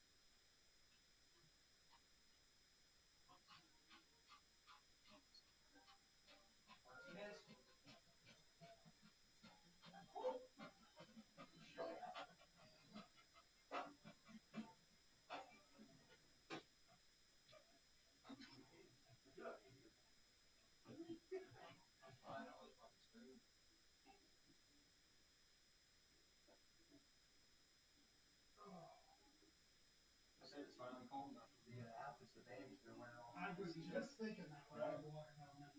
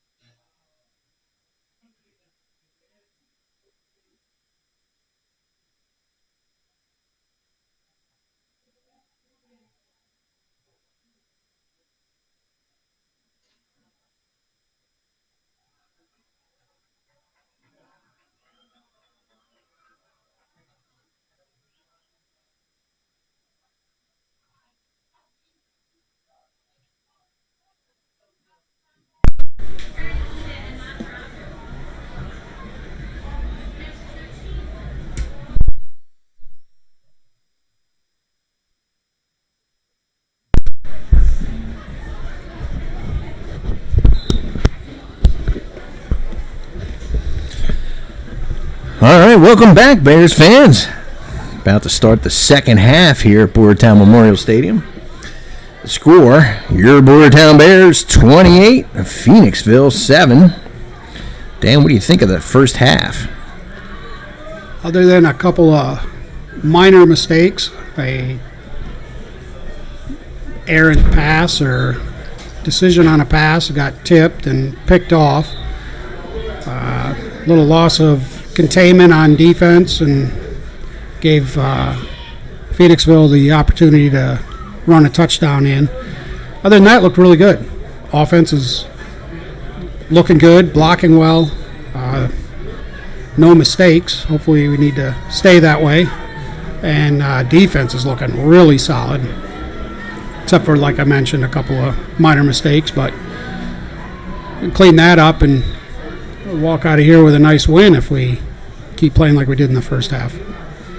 Yeah, Martinez coming up with a big hit from the blind side on Phoenixville's second to last possession of the first half, knocking the ball loose, getting the ball back for the Bears, who were able to punch one in and open up that 3-score lead once again in the first half. Phoenixville, yeah, tough going so far tonight. Dufresne basically carrying the offense. That big run that he had on a first down, flipped the field, set Phoenixville up inside the, right at about the Bears 20. And they were able to march and punch it in from there. But other than that, really not much going for Phoenixville on offense. As you said, the Bears defense playing very stout tonight. Bears offense also playing well. And you're right, no penalties so far tonight on the Bears. Phoenixville chucked a couple of balls downfield, and had some nice plays from the defensive backs. We've had some great tackles between the tackles when they run, and like that sack ended up being a fumble, and we recovered the ball and punched it in. That was key. That was right after the intercept. We turned it over on the interception, and doing okay. We keep playing like that, should come out of here with a win. Absolutely. In other sports news, World Series Game 1 about to start up in Toronto. I understand there was a slight delay. The game didn't start exactly at 8, but it looks like they're about to get things going. And, of course, Boyertown's own Trey Savage taking the mound tonight for the Toronto Blue Jays in Game 1 of the World Series, facing off against Shohei Ohtani and the Los Angeles Dodgers. We'll try to keep you updated on the score as things progress here tonight. Well, we got 2 quarters of football to play here, close out the regular season, and assuming the Bears handle their business, you should be moving on to a playoff game for the first time in a couple of seasons, Dan.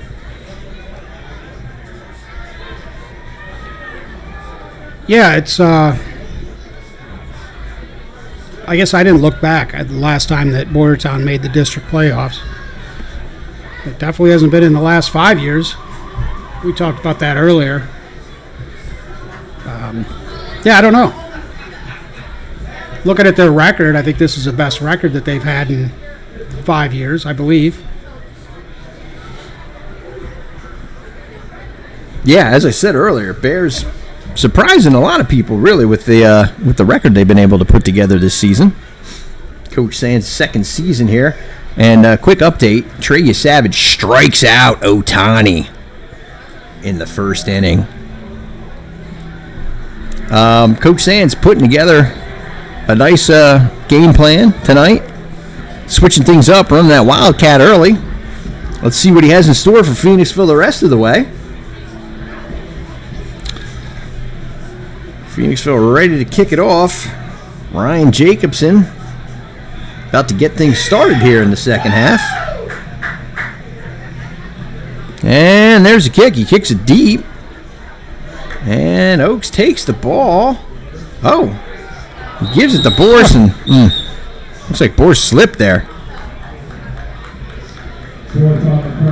All right, well, maybe it didn't work out quite the way they intended it. No, that's disappointing.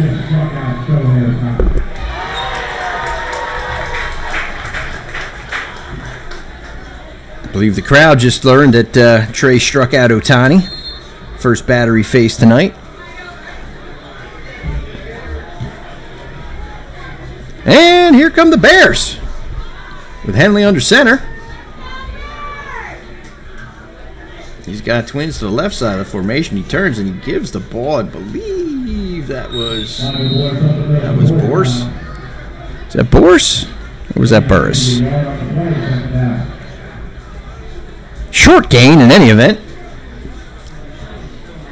Going to be 2nd and 8 now for the Bears.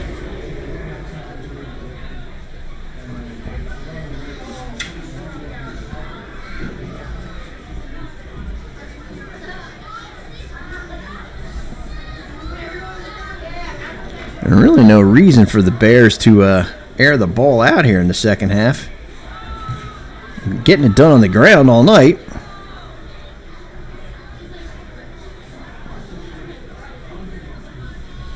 And there's the give. Force. Oh, and he breaks through the first wave of tacklers, and he's ahead for a nice gain. Pays the price at the end there, but tough running by Bourse on that one, Dan.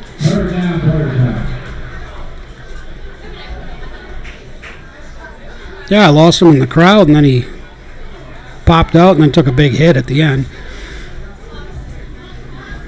It's going to be 3rd and 2 for the Bears from their own 27.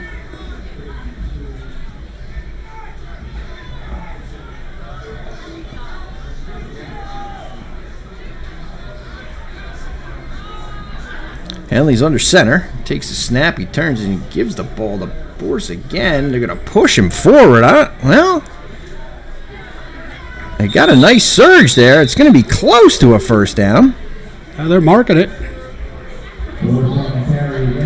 First down. And there it is. Boyertown, first down.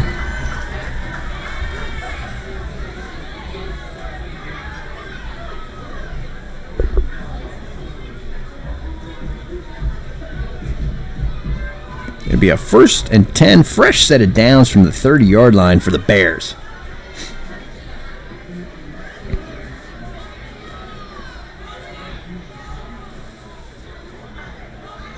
And Henley's under center. He tosses the ball to Bourse, who's heading towards the far sideline. He breaks a tackle. He's ahead for another. First down. Oh, he fumbled the ball. Oh. Got lucky. I think it rolled out of bounds. Okay.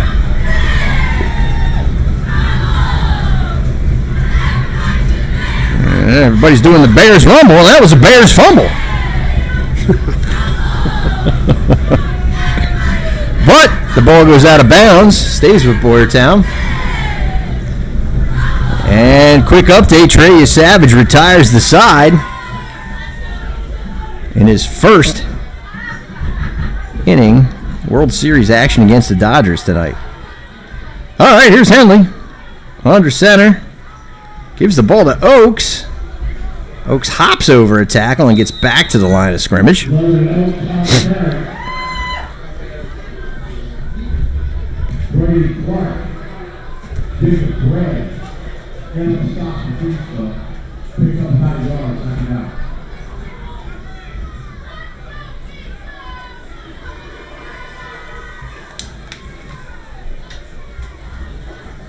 Excuse me, somebody lost their wallet. We're told to bring up here. The stadium announcer.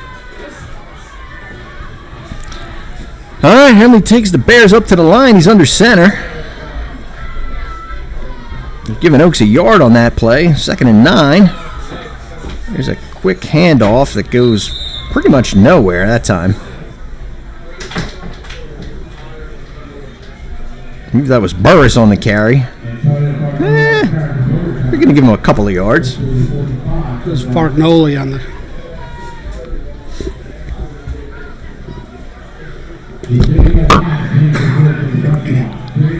That was definitely Burris on the carry. We've been hearing that all year from the public address announcer. All right, here comes Henley under center. There's some motion. There's a toss to Bourse. Bourse, he can't slip through that initial tackle.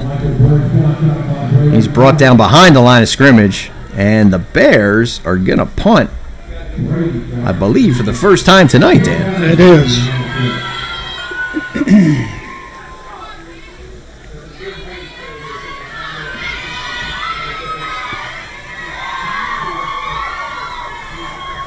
So Musselman lines up to punt.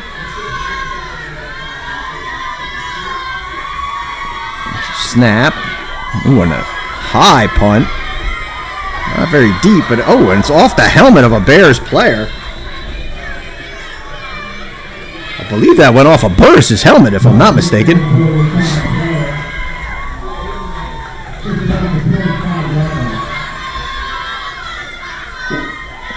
So they're going to bring it back out to where it was touched. It looks like about the 25.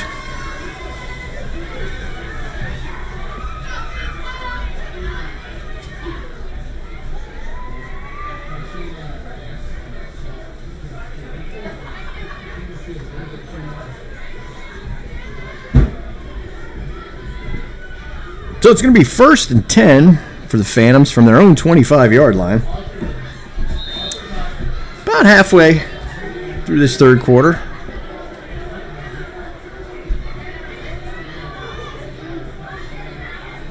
Dufresne's in the shotgun. Motion. Gives the ball in an inside handoff. And that looks like maybe a yard. I believe that was Jacob Moore on the carry, number 26.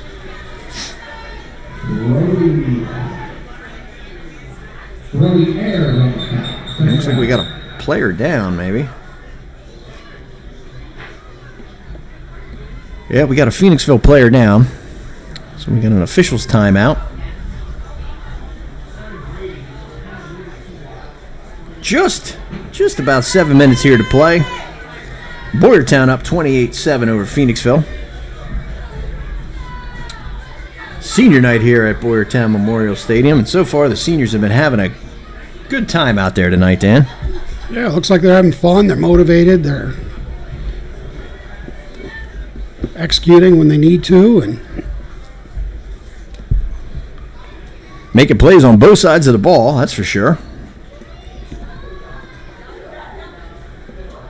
Henley, a couple of touchdown runs.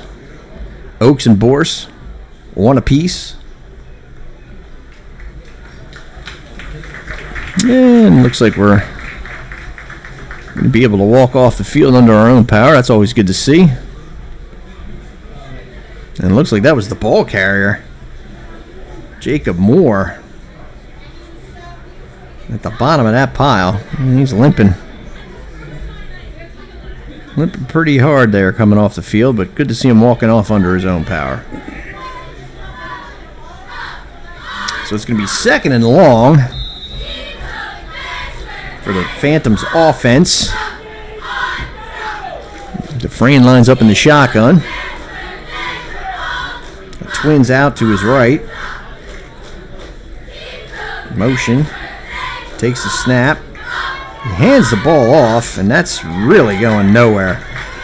Bears were ready for that one. That Bears run defense has been stout all night, with the exception of that one big run that Dufresne was able to pop off, Dan.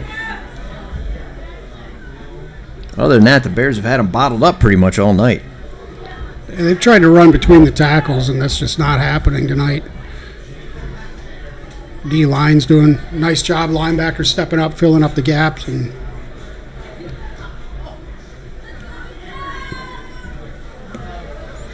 all right.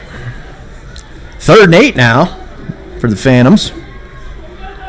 Dufresne's in the shotgun.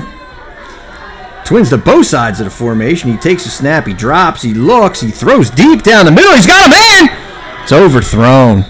Oh, just out of the reach of Zaka Cooper. He had a step or two on our Bears defender. yeah, Burris was in coverage when he turned his hips. He slipped, and they got a step on him. Just couldn't connect with Cooper on that throw, and that's going to make it 4th and long, and looks like Phoenixville is going to have to punt the ball away again.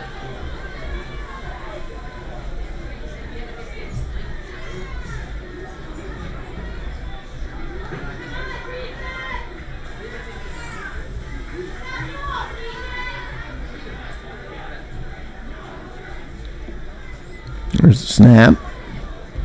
Another short punt. High bounce.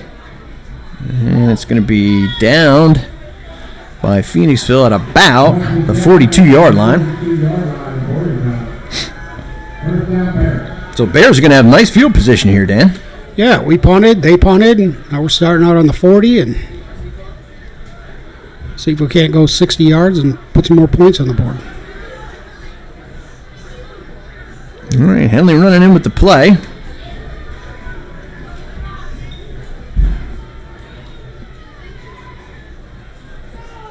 Bears break the huddle.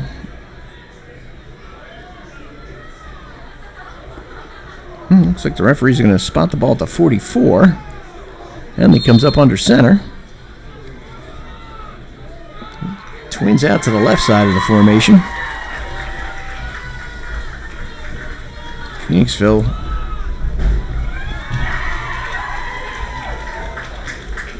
Pyle's still moving forward. Bohr somewhere in that sea of humanity picks up about 4 yards. Well, they're going to call it 5, make it 2nd and 5.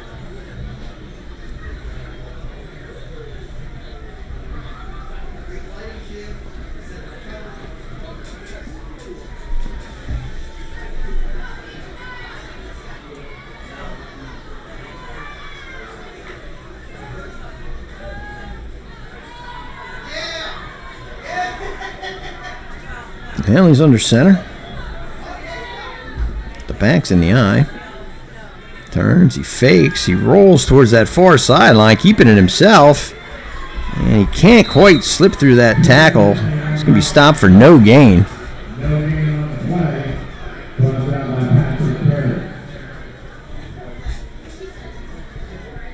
I don't think we've seen a pass from Henley tonight, Dan. We saw one early on that Henley caught. That was thrown by Hagan. And then we had the ill-advised pass that Foskey tried to jam in there to Connor Houck that was tipped and intercepted. I think that's the only passes we've had so far tonight. I wonder if that play wasn't supposed to be a pass. And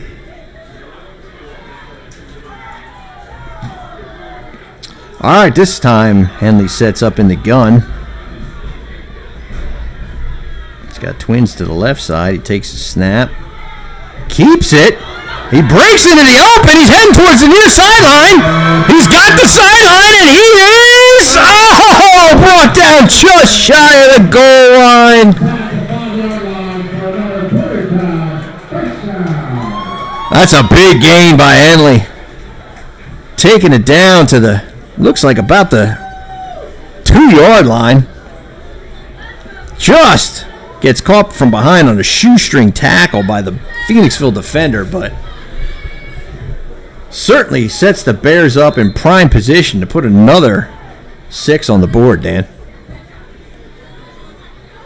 nice patient running, waiting for those blocks to develop, and it's just gone. Yeah, it's, like I said before, it doesn't look like he's moving fast, but then the next thing you know, he breaks into the open with those long strides, and he's picking up big chunks of yardage. There he turns and he gives the ball, I believe that's Borse, into the end zone for a Boyertown touchdown. Michael Borse with his second score of the night.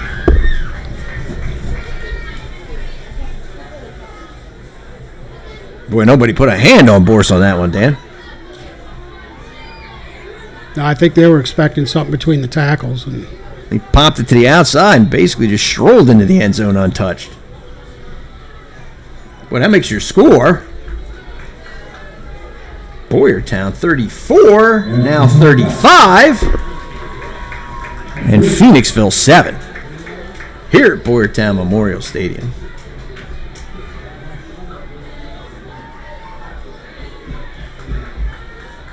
So 3:48 to go in the third quarter. Boyertown opened up a 4-score lead. Basically having their way tonight on offense. The exception of that one drive that got stopped with the tip ball that was intercepted. I think they've had one punt other than that tonight. Scores on every possession besides that one.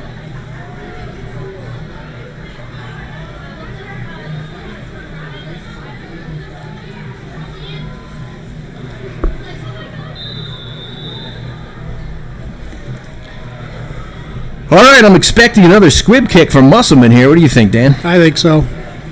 Like I said, if it ain't broke, don't fix it. It's been working all night. Oh, he kicks it deep. Never mind. And that's Cooper bringing it up the far sideline, and he's driven out of bounds.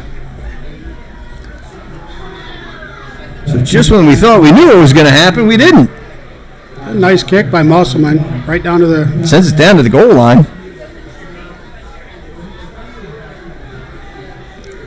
Actually, that's probably Phoenixville's worst starting position off a kick tonight. Most have been down to around the 30, 35-yard line on the squibs. This time they're set up with a 1st and 10 from their own 20.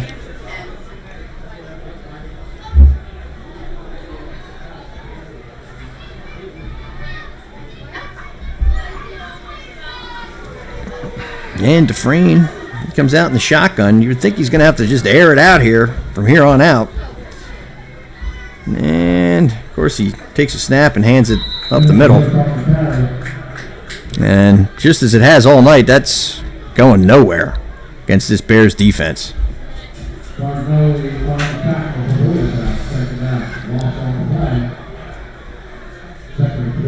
That's going to lose a couple. Make it 2nd and 12 for the Phantoms.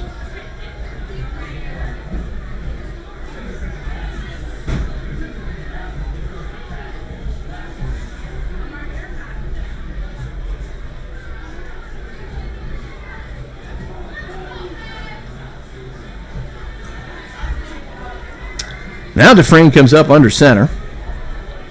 Twins to the left side of the formation. Oh, it's tipped. He had Cooper standing there pretty much all by himself, but Leo Martinez gets his hand up into the throwing lane and tips that ball. He's having a nice game. He certainly is. I'll tell you what, if he did not tip that ball and it was completed to Cooper, that was going to be a nice gain for Phoenixville. He had one defender out there on that side and a lot of space for Cooper to operate, but Martinez able to tip the ball and it falls to the ground harmlessly.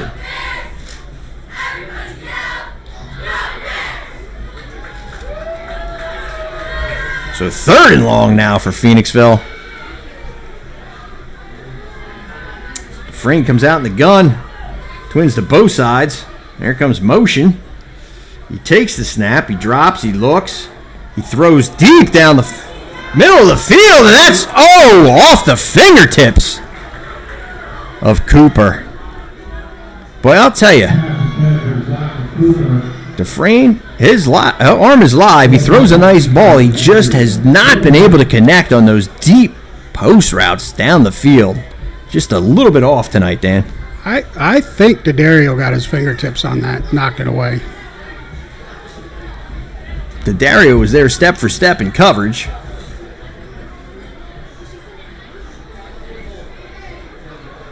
They're not going for it on 4th down from here, are they? Well, looks like, it looks like the punter's coming onto the field now. I was going to say I did not see the punter back deep, but there he is.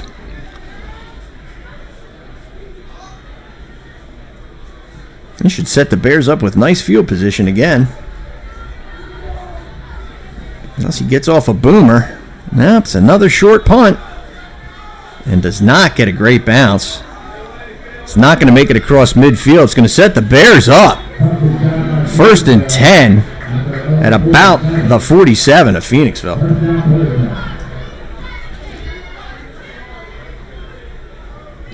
So another drive starting in excellent field position for the Bears, Dan.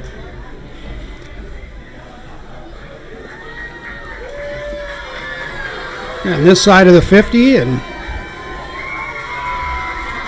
2 minutes left in the 3rd. It's about 2.5 to go here in the 3rd. Bears up 35-7. Hanley brings him out. He's under center. Twins to the left side of the formation. Takes a snap. He turns. He gives the ball to Boris. Boris breaks through the initial wave of tacklers, and he's stacked up after a nice gain.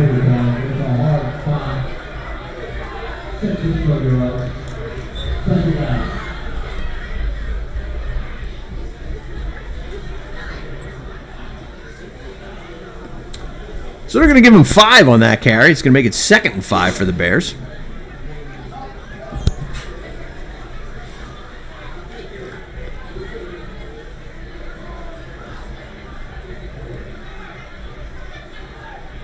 Henley brings him up to the line. He's under center. He turns. He gives the ball to Burris, and that's going nowhere. No gain on that one.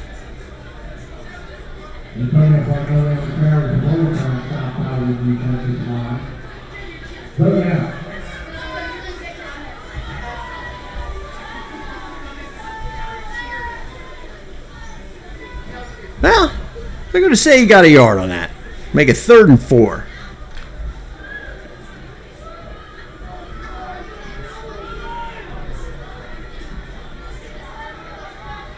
Henley under center with backs in the eye. There's a give to Foskey. Enough for a first Foskey's down. got enough for a Bears first down. So Connor Foskey getting into the action here on senior night.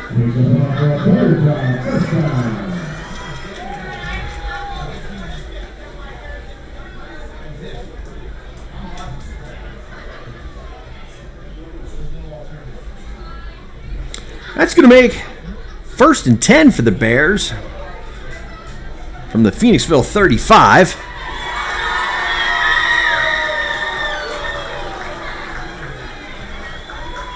Motion there on the D-line, but no flag. There's a toss to Boris. Boris heading towards that far sideline. He turns the corner, turns it upfield, still on his feet, and he's into the end zone for a Boyertown touchdown.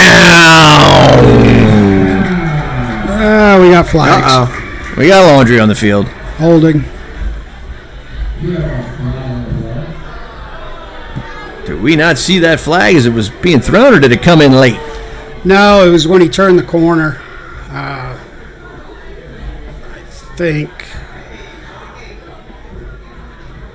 think our end over there must have grabbed a handful of jersey. And that's going to back the Bears up.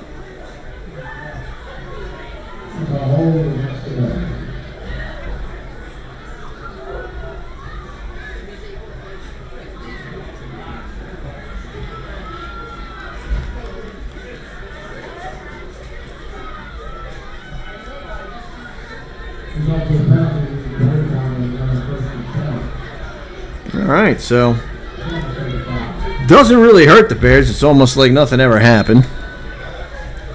Give me 1st and 10 once more from the 35.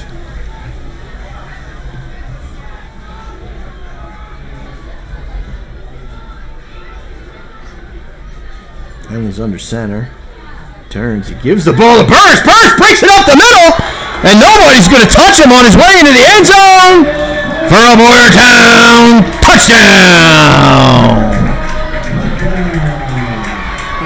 That's Fargnoli.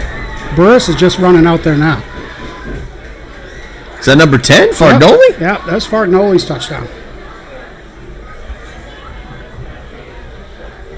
You are indeed correct. Fargnoli with a burst up the middle for a Boyertown touchdown. Another senior getting in on the action here tonight. There's the snap. Kick is up. And the kick is good. And that makes your score your Boyertown Bears 42, Phoenixville Phantom 7. Here with under 30 seconds to go in the 3rd quarter.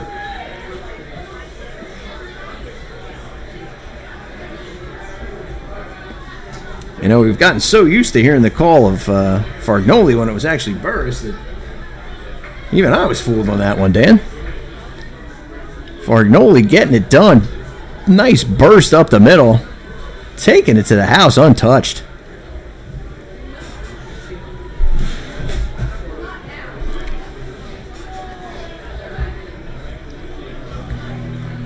All right, well, you never know what Musselman's going to do here on this one. We thought we knew.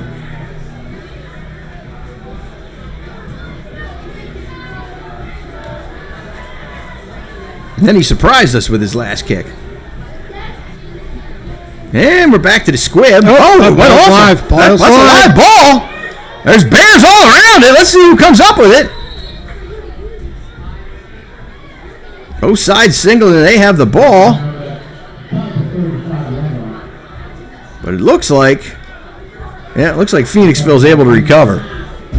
That ball definitely clanged off the hands of the Phoenixville special teamer. Luckily, they got it back. And it's 1st and 10. Phoenixville from their own 35-yard line.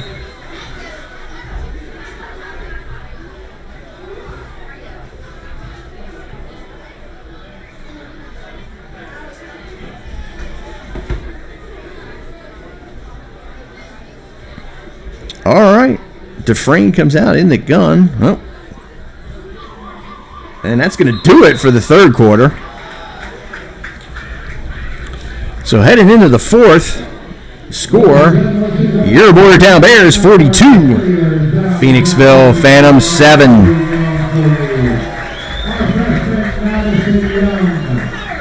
Last quarter for these seniors. Last quarter indeed. Well, last quarter of a regular season game at least.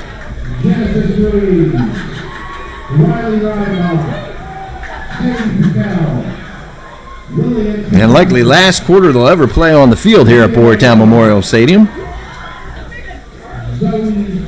Any playoff game they're going to get is likely to be on the road. Next year might be playing on turf, what I'm hearing. Yeah, I've heard the same rumor. And then again, we've heard that rumor in the past, and we're still looking at the grass out there on the field surface.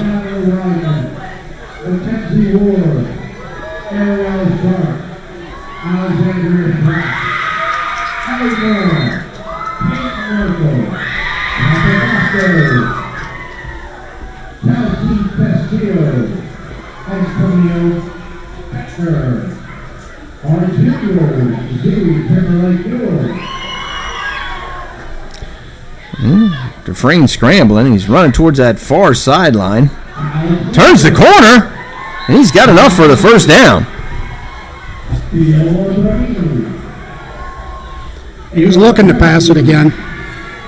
Yeah, I mean, at this point, you're down 5 scores. You almost got to put the ball in the air every chance you get.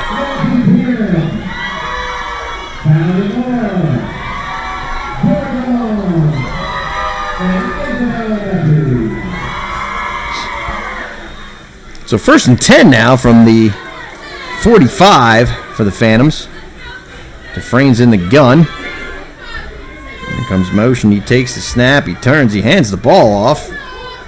And coming up through the middle of that Bears defense for a short gain.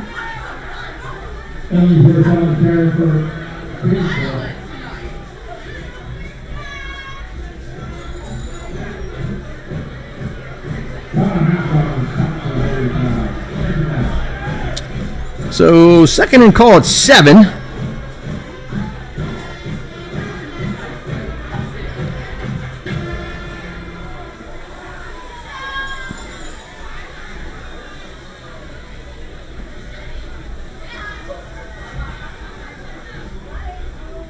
There's the snap.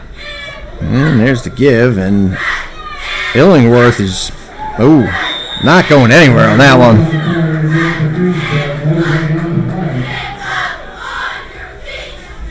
Somebody was able to get a hand on that jersey and slow him up, and then the rest of the Bears came and cleaned it up.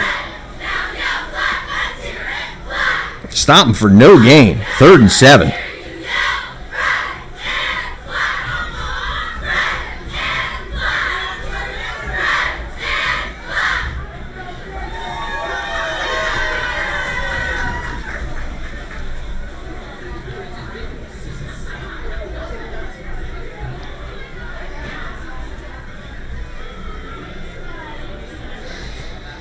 All right, Dufresne brings him out in the gun. He's got trips to the right side of the formation. Takes a snap, he drops, he looks, he's looking deep. He lets one fly down the middle of the field, and that's going to be picked off by Borse. And Borse is still on his feet. Coming towards the near sideline. Boyce with a beautiful over-the-shoulder catch for the interception. And boy, is he having himself a game tonight.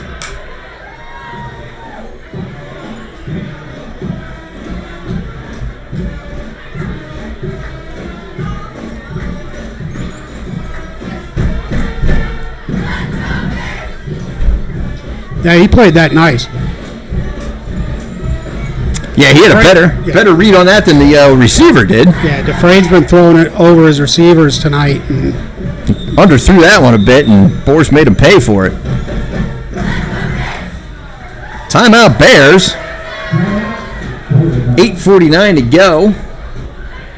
Here in the fourth. Score 42-7, Bears.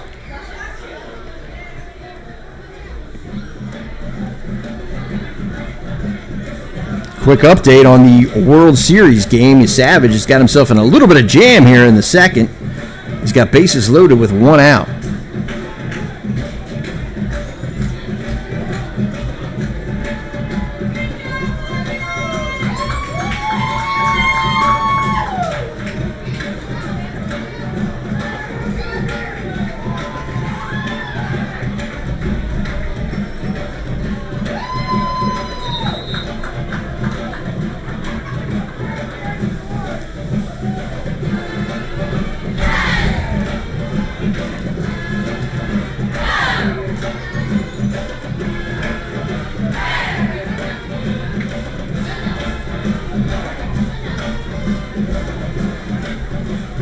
looks like we pulled our starters.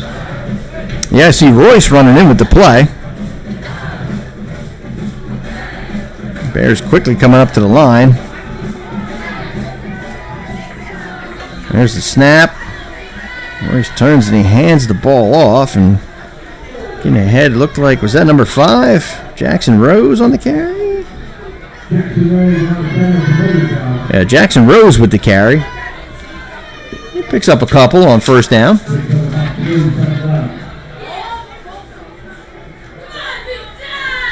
Jackson Rose, only a freshman. Be around for a few more years, calling his name. Mm-hmm. Yeah, we've seen him out on special teams quite a bit this season. All right, Bears break the huddle quickly. Come up to the line. Royce under center.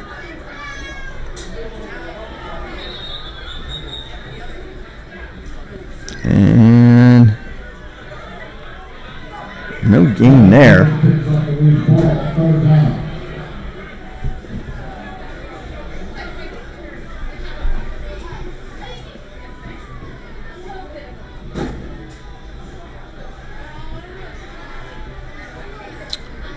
All right.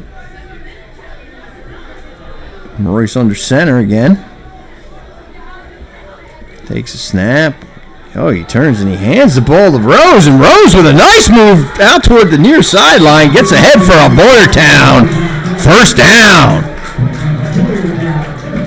Nice one-cut run by Jackson Rose, turns it upfield, gets enough for the Bears first down.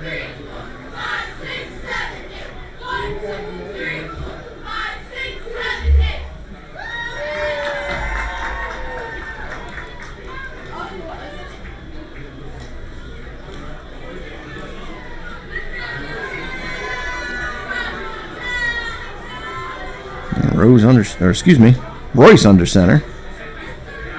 Turns and gives the handoff to the up back. I think that was number 38.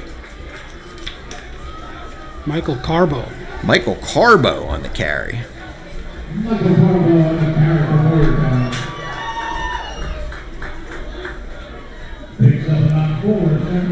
All right, another quick update. Savage able to work his way out of that jam in the second inning. Retires the side. Oh. Yep, works his way out of the jam, retires the side. It's 1-0 Dodgers. There's a quick handoff to Rose, and Rose is dragged down for no gain.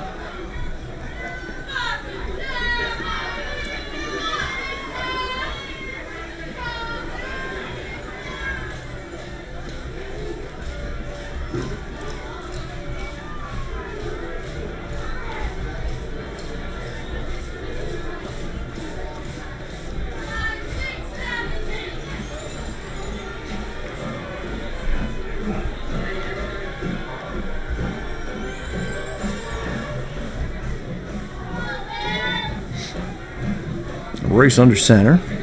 There's motion. Turns, he tosses the ball to Rose. Oh, Rose can't quite get a handle on it. The ball's on the ground. I think the Bears were able to get it back. Yeah, luckily the Bears are able to jump on that loose ball.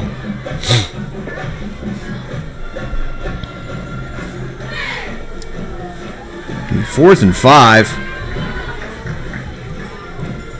Up by 5 scores. No real reason to punt it here, Dan. No.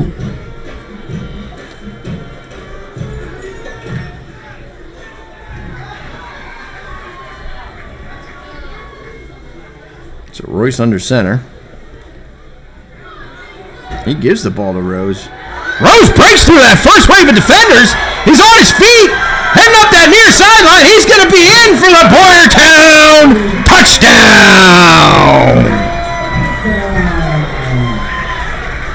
I'll tell you what, Jackson Rose showing some nice one cut. That was a getting it up the field. Beautiful run.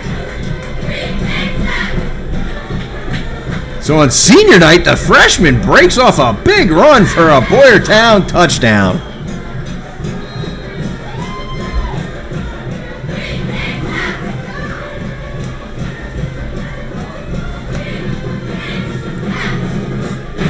And it looks like is that Musselman in for that? Yeah, it is Musselman's coming in for the point after try. Ooh, high snap. But the kick's up. And it's good. Nice job by Foskey on the hold. Yeah, went up there, grabbed that, got it down in time for the kick. Yes, sir. Well, that makes your score your Boyertown Bears 49, Phoenixville Phantoms 7. 4.5 to go here in the fourth quarter at Boyertown Memorial Stadium, and I'd say the Bears are handling business tonight, Dan. That's a big score. Yeah, easily the most points the Bears have put up all season. Nothing fancy. Just winning the battle in the trenches and getting the job done on the ground. A few big runs.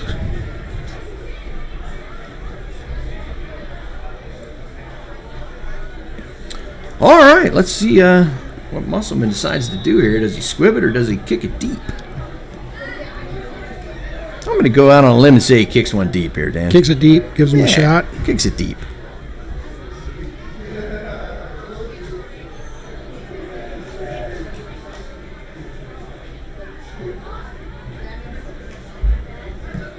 He does kick it deep.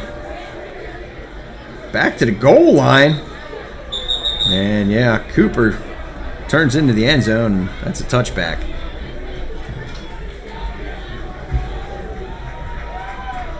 And I'll tell you, if Musselman, one of his goals is to kick in college, he has certainly got the skills to do it. He sure does. I think he punts even better than he kicks. Yeah, we've seen him handle kickoffs, we've seen him handle punts, and he just made the point after try on that last touchdown by Jackson Rose.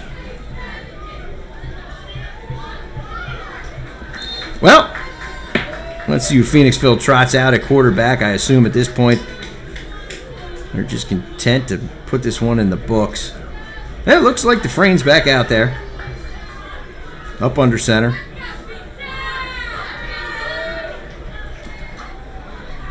He tosses the ball into the backfield. And the Bears have that one diagnosed. That's bottled up for no gain. Maybe a loss on the play. Yeah, in fact, it does look like a loss of a couple.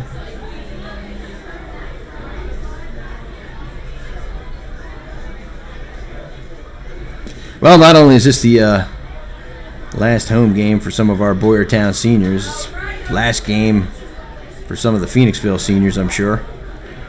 Tough to be in this position playing just for pride at the end of a game like this, Dan. Yeah, they don't have enough over there to let some of the younger ones play.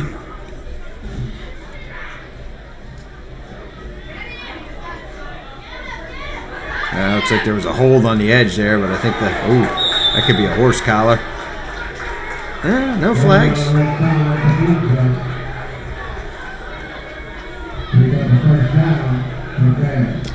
Yeah, unfortunately for Phoenixville, they weren't in this one tonight, Dan. The one score they did get cut into the Boyertown lead, but Boyertown was still up by 3 at that point, 3 scores that is, and have only been able to extend that ever since, up by 6 scores now.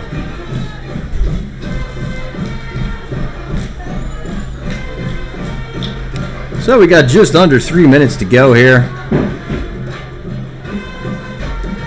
Phoenixville's got a 1st and 10 from the 33. And Dufresne's in the gun. He hands the ball off. That's number 23. And that is... I think it was number 23 if I'm reading that right. Looks like it. Let's see.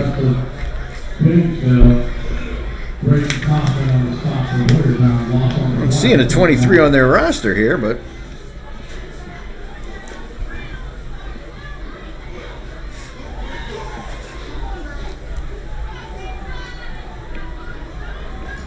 Second and 15. Frame takes the handoff and takes the snap and hands the ball off. And coming ahead to get back a couple of those lost yards.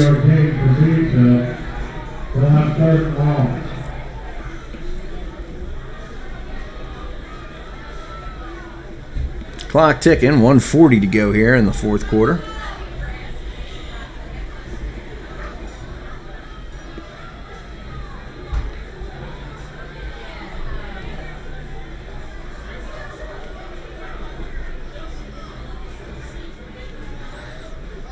And Dufresne's in the gun. Takes the snap, hands the ball off, and just as it has been all night, not a lot of room to run for Phoenixville against that Bears defense, Dan. I dare say this is the most complete game the Bears defense has put together all season. I'd agree with that, and I'm impressed with these younger players that are out there now. That shows some promise for next year. Certainly does. Yeah, all 3 levels of the defense getting the job done tonight. D-line, the linebackers, the secondary, everybody contributing to what has been an absolute gem for the Bears defense. So we got about 30 seconds to go. Let's see if we snap the ball or if we run out the clock.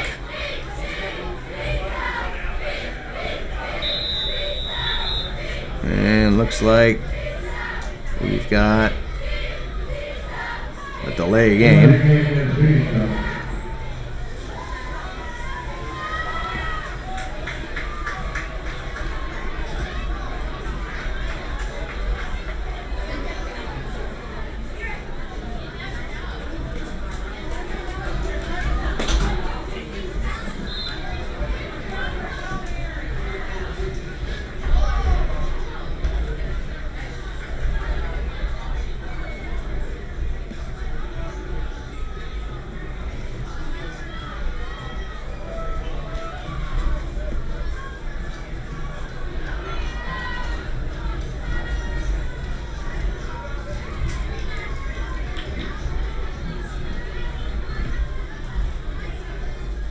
Dufresne comes out in the shotgun one last time. He takes the snap. He hands the ball off, and there's a whole host of Bears in the backfield. And that's going to do it for tonight's game action. Final score, your Boyertown Bears 49, Phoenixville Phantoms 7. What a win for these Boyertown seniors on senior night, Dan. That was a great job. They should be happy with themselves. It really came out and played well. It's good for them. Absolutely. Bears getting it done on both sides of the ball tonight. A lot of the seniors putting in yeoman's work. Tillman Henley, Michael Boers, Logan Oakes. Getting the job done. Some of the young guys coming in on mop-up duty also getting the job done, getting in the end zone tonight. And what a game. What a way for the Bears to end the regular season. I guess we'll just hang tight and see how we seed for the playoffs, Dan.